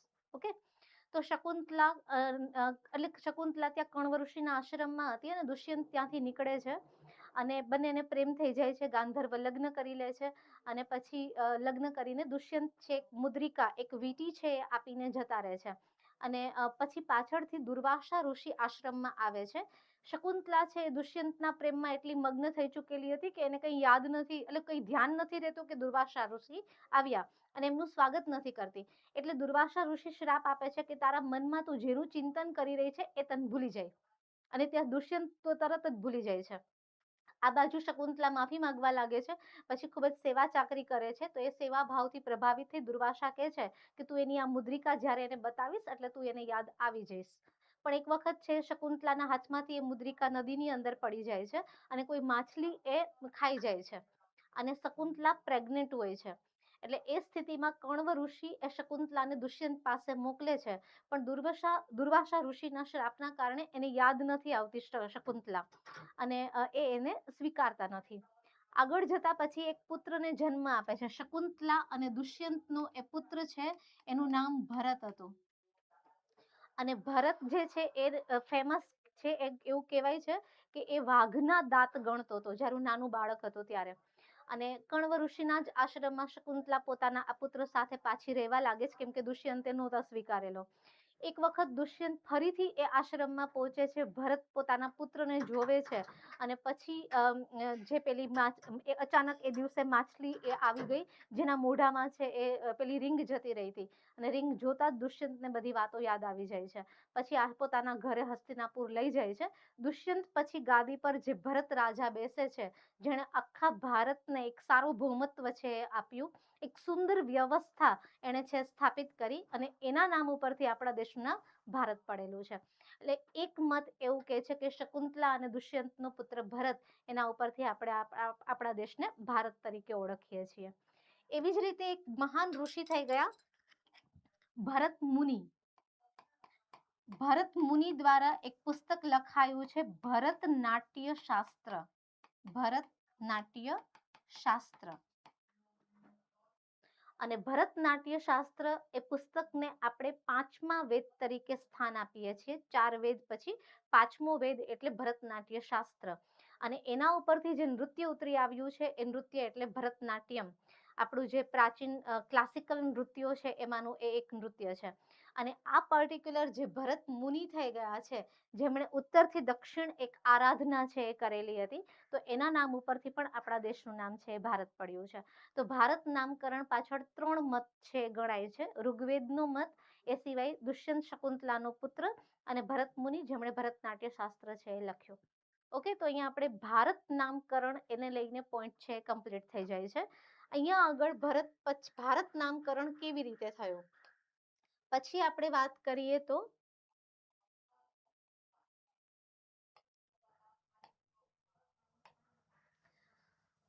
તમારે લખવું હોય તો આવી રીતે લખો, ભારત નામકરણ. એમાં 3 પોઈન્ટ છે. પહેલો પોઈન્ટ કરીને લખી લો, ઋગ્વેદ એરો મારીને 7મું મંડળ. કોણે લખ્યું? તો વશિષ્ઠ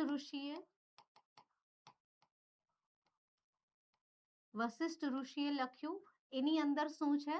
10 રાગન યુદ્ધનું વર્ણન. 10 રાગન યુદ્ધનું વર્ણન, અને એનાથી આપણું દેશનું નામ ભારત પડ્યું છે. આ એક લાઈન તમને વાંચતા, જો આ તમે મારી વાતને પ્રોપર રીતે છે સમજી હોય તો તમને યાદ આવી જવું જોઈએ.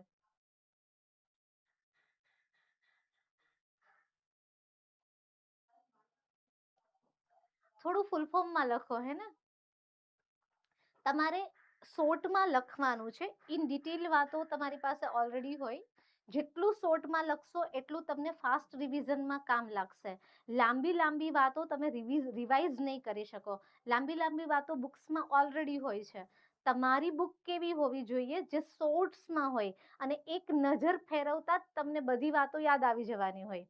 અને બાકી હું સમજાવું છું એ વસ્તુને તમે એઝ અ ક્લાસ નોટ પણ તમારી રીતે લખી શકો, તમને ત્યાં આગળ દેખાઈ રહ્યું હોય તો. ઓકે, તો એક તો ઋગ્વેદનો મત છે, જે 7મા મંડળના વશિષ્ઠ ઋષિ દ્વારા લખાયેલો છે. 10 રાગના યુદ્ધનું વર્ણન કરી રહ્યો છે, જેમાં ભારતનું નામ છે. બીજો મત છે એ શકુંતલા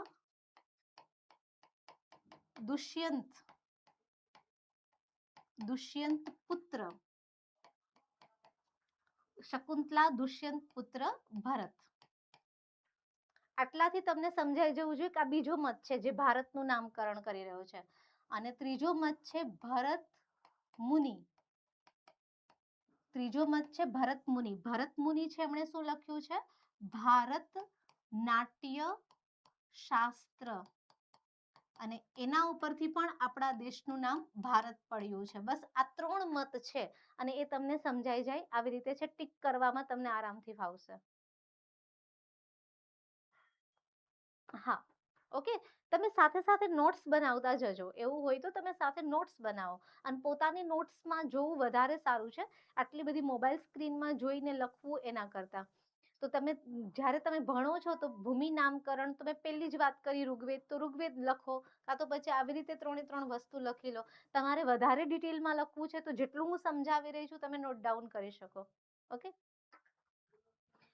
ત્યાર પછી સેકન્ડ પોઈન્ટ, ભારત પછી નામકરણમાં આપણે લઈ લઈએ ઇન્ડિયા.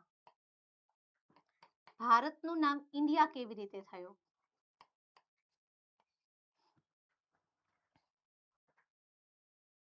તો હા, ભરતખંડ પછી એક જ વાત થઈ ગઈ. ભરત કહી દો, ભરતખંડ કહી દો, કેમ કે તો પછી આખો વિસ્તાર બહુ મોટો વિસ્તાર છે. એટલે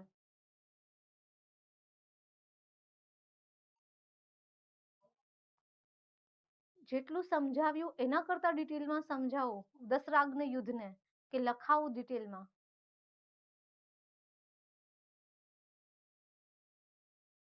તો એ તમારે આવશે. હું એ જ કહી રહી છું, વારે કહી રહી છું કે તમારે ઋગ્વેદ આખો ભણવામાં આવશે. અને જ્યારે ઋગ્વેદ આવે ત્યારે ત્યાં ભણજો ને 10 રાગના યુદ્ધને. હાલ તમે શેની વાત કરી રહ્યા છો? હાલ તમે ભારત નામકરણ કેવી રીતે પડ્યું એ મુદ્દા ઉપર ભણી રહ્યા છો, તમે ઋગ્વેદ ઉપર નથી ભણી રહ્યા. ઓકે, ચલો.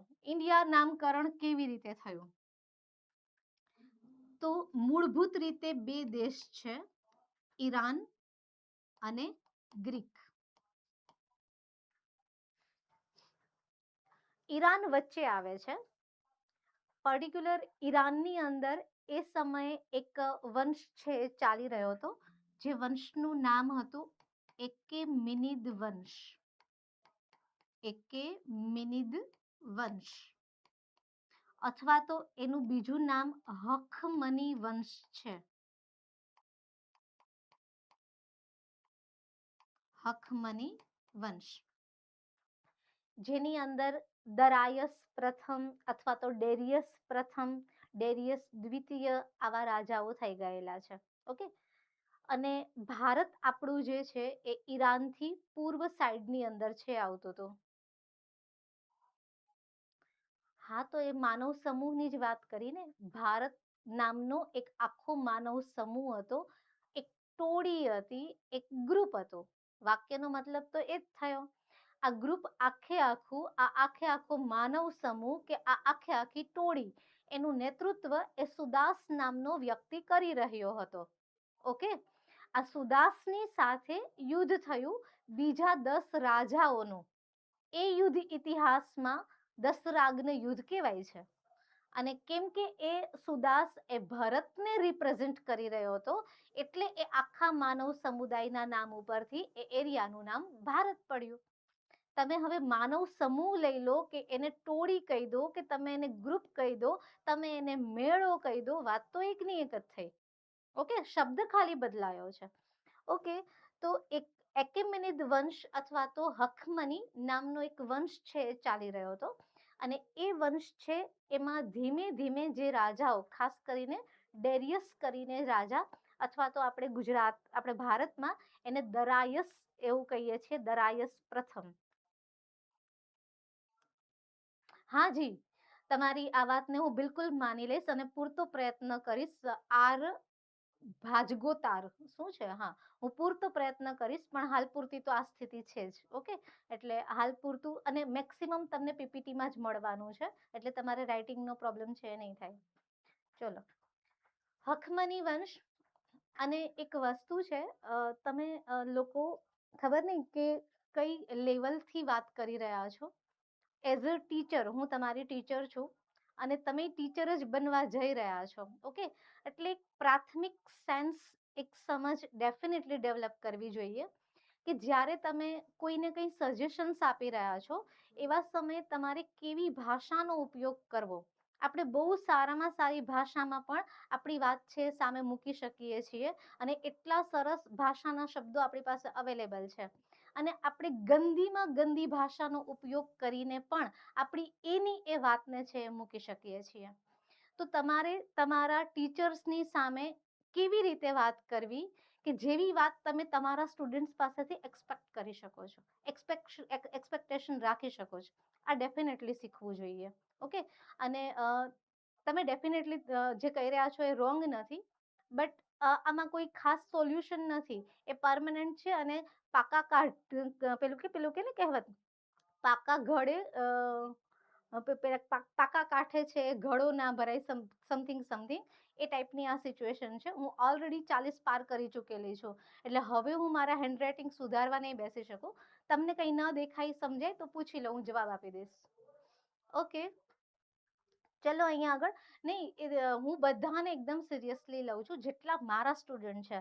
અને હું એમને ખાલી ભણાવતી નથી, હું એમને જીવન જીવવાના પણ સિદ્ધાંતો શીખવાડું છું. હું સમજાવું છું કે કેવી રીતે તમારે વાતો કરવી જોઈએ, કેવી રીતે વાત લખવું જોઈએ, કેવા સેન્સમાં વાત કરવી જોઈએ. હા, પાકા ઘડે કાઠો ના ચડે. હા બિલકુલ, પાકા ઘડે કાઠો ના ચડે. હું 40 પાર થઈ ચૂકેલી છું, એટલે મારા અક્ષરમાં બહુ ઝાઝા ચેન્જીસ હવે મને નથી લાગતા કે થશે. બટ શબ્દ તમને ઉકેલી જાય તો વાંધો ના આવે. ઓકે, હા બિલકુલ, ચલો, સપોર્ટ કરવા બદલ થેન્ક યુ. અહીંયા વાત કરીએ તો એકેમિનિદ નામનો એક વંશ, અથવા તો એને હખમની વંશ તરીકે પણ આપણે છે ઓળખીએ છીએ.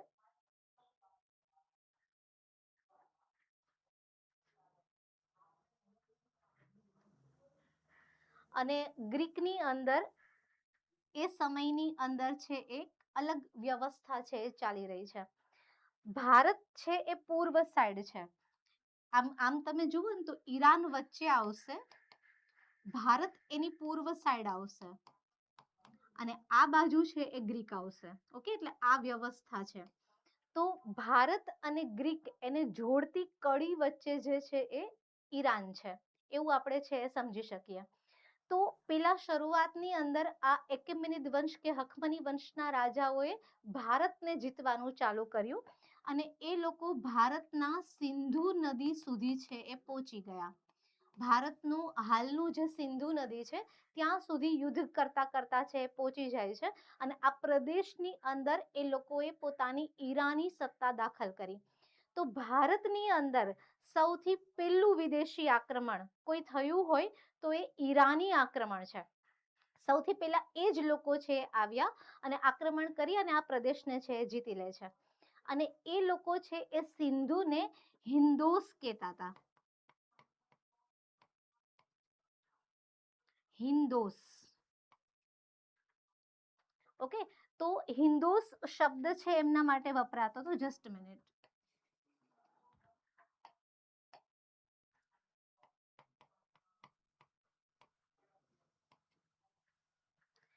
આ ઈરાનીઓ દ્વારા સિંધુ નદી માટે વપરાતો શબ્દ છે હિન્દોસ.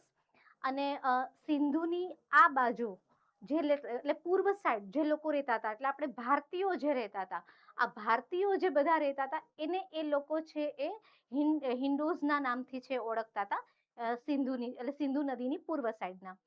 હવે ગ્રીક લોકોની જે ભાષા છે એમાં એ જ નામનો તત્વ છે જ નહીં. ગ્રીક ભાષામાં એ જ જેવું કંઈ છે જ નહીં. ઓકે, તો એ લોકો હિન્દોસ બોલી જ નથી શકવાના, તો એમણે છે ઇન્ડોસ કરી નાખ્યું અને ઇન્ડોઝમાંથી ઇન્ડસ બને છે. એટલે સિંધુ નદી માટે એમણે ઇન્ડસ શબ્દનો ઉપયોગ છે કર્યો. તો ઇન્ડસની પૂર્વ સાઈડ જે લોકો રહે છે એ બધા છે એ ઇન્ડિયન્સ છે અને એ એરિયા જે આખે આખો છે એ ઇન્ડિયા છે. તો ઇન્ડિયા નામકરણ એ આપણને બે લોકોએ મળીને આપ્યું છે, ઈરાની અને ગ્રીક. કોઈ એકનું ન કહેવાય, બરાબર? ન એકલું છે એ, હા, ઇન્ડોસ અને ઇન્ડસ. ઇન્ડસ એ સિંધુ નદી માટે વાપરતા હતા અને જે ઇન્ડસની પૂર્વ સાઈડ રહેતા હતા એને ઇન્ડોસ કહેતા હતા. આમ ઈરાની અને ગ્રીકે મળી અને આપણને ઇન્ડિયા શબ્દ છે આપ્યો. તમારે આટલું જ યાદ રાખવાનું છે કે ઇન્ડિયા શબ્દ આપનાર કોણ આપણને, તો એ અંગ્રેજો નથી. અંગ્રેજોએ આ નામનો ઉપયોગ સૌથી વધારે કર્યો. અંગ્રેજોએ ભારતમાં ઇન્ડિયા નામનો ઉપયોગ સૌથી વધારે કર્યો એટલે એમ નામકરણ આપણું ઇન્ડિયા છે થઈ ગયું છે. પણ ઇન્ડિયા નામ આપનાર મુખ્યત્વે બે દેશ છે, ઈરાન અને ગ્રીક. આ આખી એની વ્યવસ્થા છે. ઓકે, તો આ ઇન્ડિયા નામકરણ થયું. હિન્દુસ્તાન નામકરણ પણ આવી જ રીતે થયેલું છે કહેવાય છે. જેમ કે આપણે સિંધુ નદીના કિનારે છે રહેતા હતા એટલે સિંધુ બધા હતા, સિંધુ ઘાટીના લોકો હતા. પછી સિંધુમાંથી આ જે ઈરાની લોકો છે એણે સિંધુની જગ્યાએ હિન્દુ કર્યું. એચ શબ્દ એ ઓલવેઝ લગાવે આપણી પાછળ, એટલે આપણે બધી જગ્યાએ એમના માટે, ઈરાનીઓ માટે એ જ વધારે ઇમ્પોર્ટન્ટ છે. તો એટલા માટે એમણે ત્યાં આગળ સિંધુનું હિન્દુ કરી નાખ્યું અને આમ ઇસ્તાન એટલે હિન્દુસ્તાન શબ્દ છે બન્યો. ઓકે, પણ તમારે ઇમ્પોર્ટન્ટ છે એક્ઝામ પોઈન્ટ ઓફ વ્યૂથી ભારત અને ઇન્ડિયા, અને એની અંદર એક ખાસ ઋગ્વેદનો મત અને ગ્રીક ઈરાનનો મત. ઓકે, ઇન્ડિયા નામકરણમાં એવું છે કે પશ્ચિમમાં ગ્રીક આવેલું છે, પછી ઈરાન આવેલું છે અને પછી પૂર્વ સાઈડ ભારત છે, ઈરાન વચ્ચે છે. તો સૌથી પહેલા ઈરાને ભારત ઉપર આક્રમણ કરી સિંધુ જેટલો એરિયાને છે જીતી લીધો. એ લોકો એચ નો ઉપયોગ કરતા હતા એસ ની જગ્યાએ. સિંધુ એટલે સ થાય, આ સ ની જગ્યાએ એ લોકો હ નો ઉપયોગ કરતા હતા. એટલે એમણે આપણા ઇન્ડિયન્સ માટે સિંધુની પૂર્વ સાઈડ જે રહેતા હોય એને હિન્ડોસ છે કયા. ઓકે, અને સિંધુ નદી માટે એ નામકરણ છે એમણે હિન્દુ કરી નાખ્યું. એટલે પ્રોપર સિંધુ નથી બોલતા, એ હિન્દુ બોલે છે એવું કહેવાય. જેના ઉપરથી એક ધર્મ ડેવલપ થયો જેને આપણે હિન્દુ ધર્મ પણ કહીએ છીએ. ઈરાનીઓ ગ્રીક ગયા, ગ્રીક ઉપર પણ આક્રમણ કર્યું. જ્યારે ઈરાન ગ્રીક ઉપર આક્રમણ કરે છે ત્યારે ગ્રીકને ખબર પડે છે કે ભારત જેવું પણ કોઈ છે આ દુનિયામાં. એટલે ભારત વિશેની માહિતી ગ્રીકને કોણે આપેલી છે, તો ઈરાનીઓએ આપેલી છે. અને પછી ભારત ઉપર ગ્રીક આક્રમણ પણ થયેલા છે. તો એ લોકોએ સિંધુ શબ્દ છે એના માટે ઇન્ડસ શબ્દ આપ્યો. ઇન્ડસ કેમ આપ્યો? કેમ કે એચ નહોતા બોલી શકતા.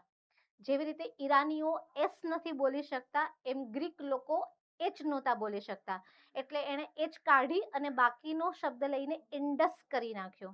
અને આ ઇન્ડસ જે છે એ સિંધુ નદી માટે શબ્દ છે એ વપરાવા લાગ્યો. તો સિંધુ નદીના પૂર્વ કિનારે જે કંઈ પણ લોકો રહે છે એ કયા વિસ્તારમાં રહે છે? તો એ ઇન્ડિયામાં રહે છે. આવું નામકરણ છે એ ગ્રીક અને ઈરાન બંને મળીને કર્યું કહી શકાય. ગ્રીક કહી દો કે ગ્રીસ કહી દો એ એક જ છે. હા, એમાં થોડું ચેન્જ દેખાશે એ કે શરૂઆતમાં એ લોકો પ્રાચીન સમયમાં ગ્રીક હતા. ઓકે, પછી એમાં જે ચેન્જીસ આવ્યા, ગ્રીસ નાનો એરિયા છે, ગ્રીક ખાસો મોટું એરિયા છે ગણાતો તો. બાકી એની મેઇન રાજધાની સેન્ટર છે એ સેમ છે. ઓકે, આગળ જઈએ. સમય. આજે ઇન્ડિયા શબ્દ રાજકારણ આજે તો હવે નીકળી ગયું.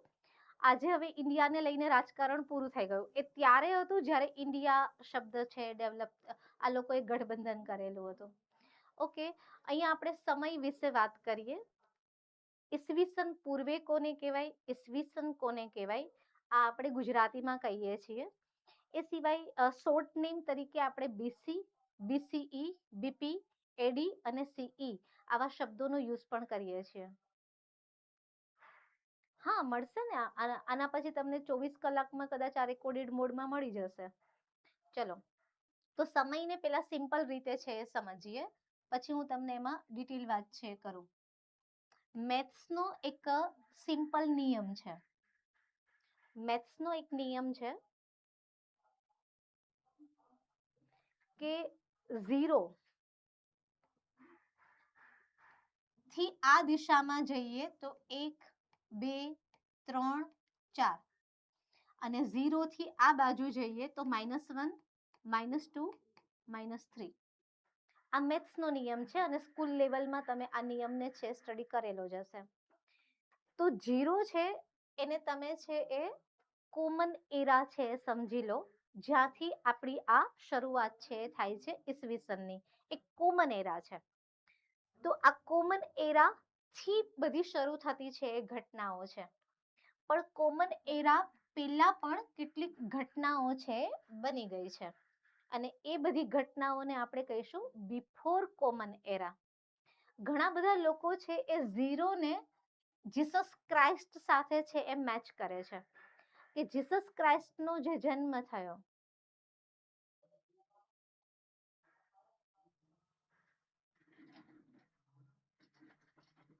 જીસસ ક્રાઇસ્ટનો જે જન્મ થયો, ગુજરાતીમાં જ સમજાવું છું. પેલા તો ગુજરાતી એટલે ગુજરાતીમાં જ સમજાવીશ અને એ જ સમજાવી રહી છું. આ તો બધા નામ લખેલા જ છે.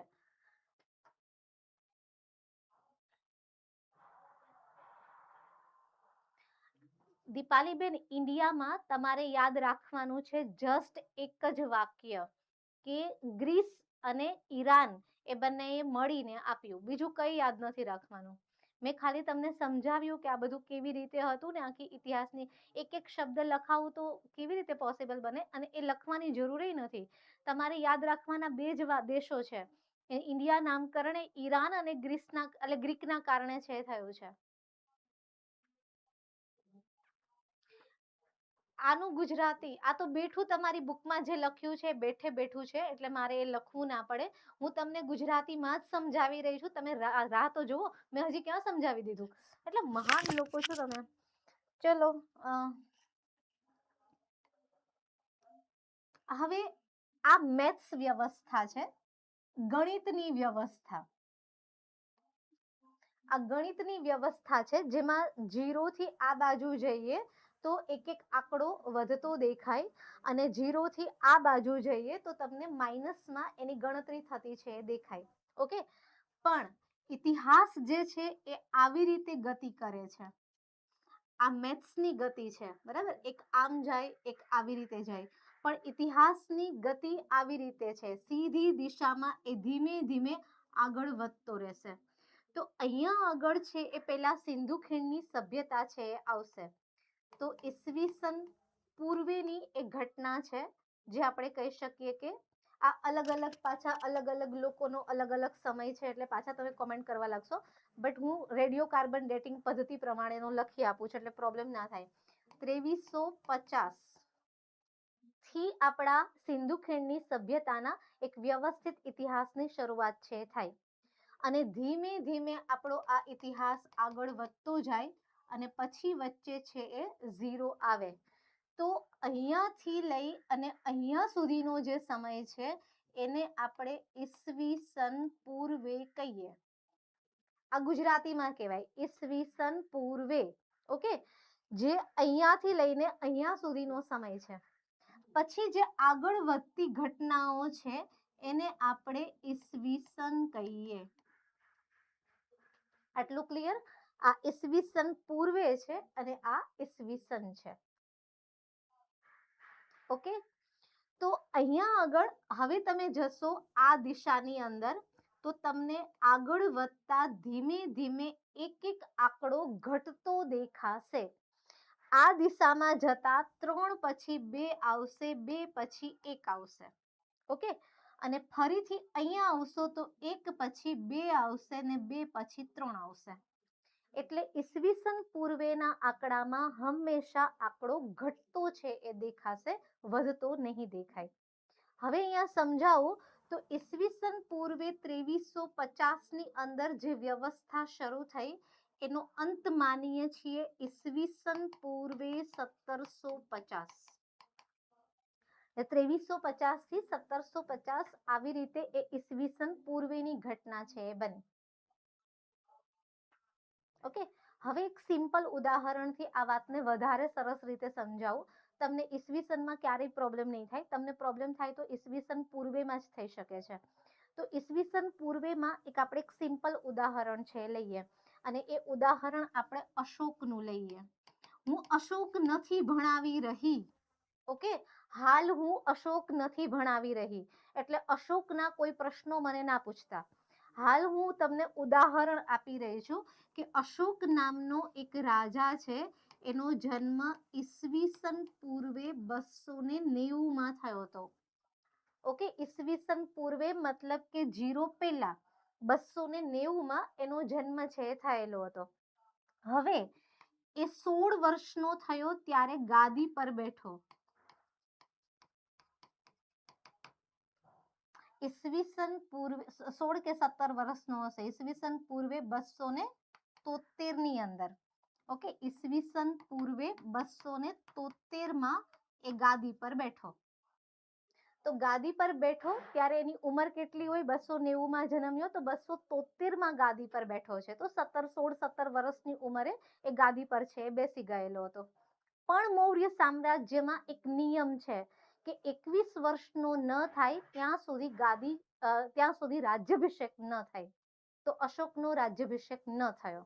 અશોકનો રાજ્યાભિષેક કરવાનો થયો ઈસવીસન પૂર્વે 269 માં.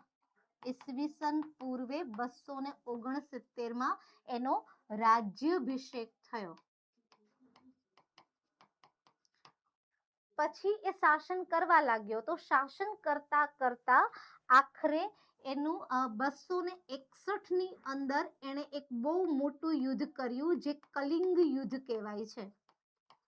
તો 261 ની અંદર એને કલિંગનું યુદ્ધ છે કર્યું અને આ કરતા કરતા કરતા છેલ્લે 232 માં એ મૃત્યુ પામ્યો.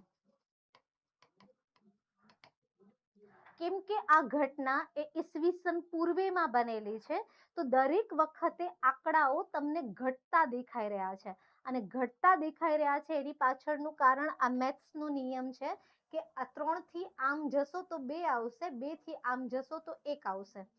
તો 290 માં જન્મેલો વ્યક્તિ એ 1 વર્ષનો છે એ 289 માં થશે.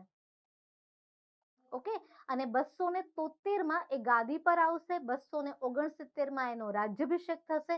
261 માં એ કલિંગનું યુદ્ધ કરશે અને 232 માં મરી જશે. પણ આ જ ઘટના જો ઈસવીસનમાં બની હોત તો આંકડા વધતા હોત. તો કદાચ એ 232 માં જન્મ્યો હોત અને 290 માં એ મર્યો હોત. બસ આટલો એ ડિફરન્સ છે કોને ઈસવીસન કહેવાય અને કોને ઈસવીસન પૂર્વે કહેવાય એને લઈને. છતાંય કાલે ફરીથી આપણે અહીંયા સમયથી જ આ ટોપિકની ચર્ચા છે શરૂ કરીશું. આપણો ઓકે, આપણે હજી તો ટાઈમ આપણો પૂરો થઈ રહ્યો છે, 2 કલાક પૂરી થઈ રહી છે, એટલે કાલ ફરીથી સમયથી ચર્ચા છે શરૂ કરીશું. એટલે ફરીથી તમને બીજા ઉદાહરણ સાથે સમજાવીશ. અહીંયા જે લખ્યું છે એનું હું ગુજરાતી તમને લખી આપીશ અહીંયા આગળ જ. લાઈક બિફોર ક્રાઇસ્ટ છે એનો મતલબ થાય છે બિફોર ક્રાઇસ્ટ. તમે આટલું તો વાંચી જ શકો આઈ થિંક. ક્રાઇસ્ટ, ક્રાઇસ્ટ લખવું ભારી છે ગુજરાતીમાં. બિફોર ક્રાઇસ્ટ, બિફોર કોમન એરા, બિફોર પ્રેઝન્ટ, ઓકે, એનો ડોમિની, કોમન એરા, આવા બહુ સિમ્પલ સિમ્પલ ઇંગ્લિશ શબ્દો છે, છતાંય કાલ હું તમને સમજાવીશ એના ઉપર. ઓકે, હવે તમારી પાસે તમારા જેટલા જે પ્રકારના ડાઉટ હોય હે ને પૂછી લો, અને ધીમે ધીમે બધા પૂછતા રહેજો. ટોપિક રિલેટેડ હોય તો એ પૂછો, ને ટોપિકની બહારના હોય તો એ પૂછો. આગળ ઉપર સ્ક્રોલ થઈ ગયા હોય તો પાછા રીપોસ્ટ કરો એટલે હું જોઈ લઉં છું.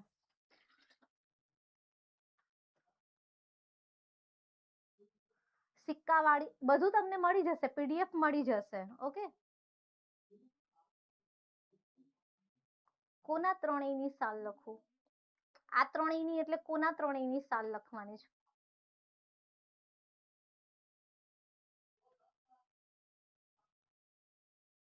પ્રશ્ન તરીકે ડેફિનેટલી કરાવીશ, ચેપ્ટર પૂરું થશે પછી.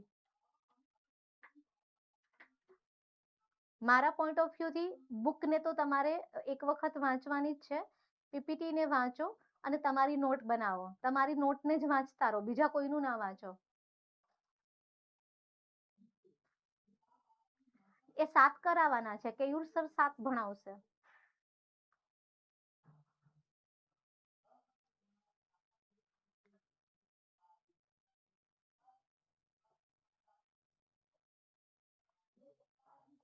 તમે ફર્સ્ટ ચેપ્ટરમાં છો, મારી પાસે ભણો ને તો એક વસ્તુને ધ્યાનમાં રાખો કે તમે આપણે એક એક પગથિયું ચડી શકીએ, સીધા જમ્પ નહીં મારી શકીએ.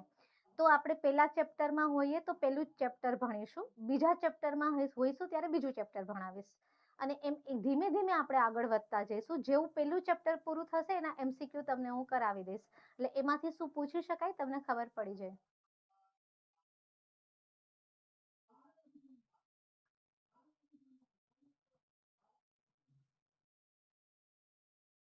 એ કાલ સમજાવીશ. મેં આજે પૂરું નથી સમજાવ્યું, મેં કહ્યું ક્લિયર કહ્યું કે કાલથી પાછું સમયથી જ, એટલે નેક્સ્ટ લેક્ચરમાં આપણે સમયથી જ શરૂ કરીશું. સમયથી જ હું તમને પાછું સમજાવીશ. એટલે હાલ સમય ટોપિકને ભૂલી જાઓ, તો એની આગળનું જે ચાલ્યું છે એના ઉપર વાત કરો. મોસ્ટ ઇમ્પોર્ટન્ટ જે પોઈન્ટ હશે એમસીક્યુમાં હું કવર કરી લઈશ. એટલે તમે એમસીક્યુ સોલ્વ કરશો ને એટલે સમજ પડી જશે કે આ વાતોને વધારે યાદ આપવાની છે. મેઘા દવે, તમે સમયને હાલ છોડી દો, નેક્સ્ટ મંડેના લેક્ચરમાં હું તમને સમય ભણાવી દઈશ. 9-10 કેયુર સર કરાવે છે.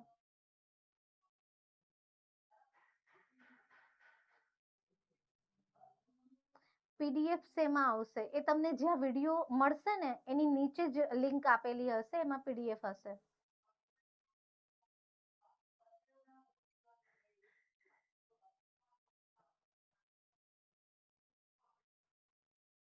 Thank you Smita. હા હા, 11માં મારો લેક્ચર હશે 4 વાગે. નહીં, દરરોજ 4 વાગે નહીં હોય, આજે જ છે, રોજ 12 વાગે જ હશે. આજે પ્રોબ્લેમ છે એટલે. Thank you Sonali, thank you. શું છે? ઓકે, આજે જ કોર્સ લીધો છે એટલે ઘણી બધી સમસ્યાઓ છે. ઓકે,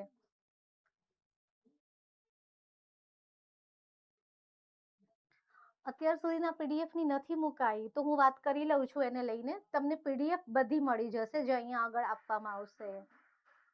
આઈડિયલી દર સોમવારે 10:30 થી 12:30 મારો લેક્ચર છે, એ 6 ચેપ્ટર વાળો, 6 સ્ટાન્ડર્ડ વાળો છે રહેશે. એટલે 10:30 થી 12:30 પ્રયત્ન કરજો દર સોમવારે લાઈવ આવવાની.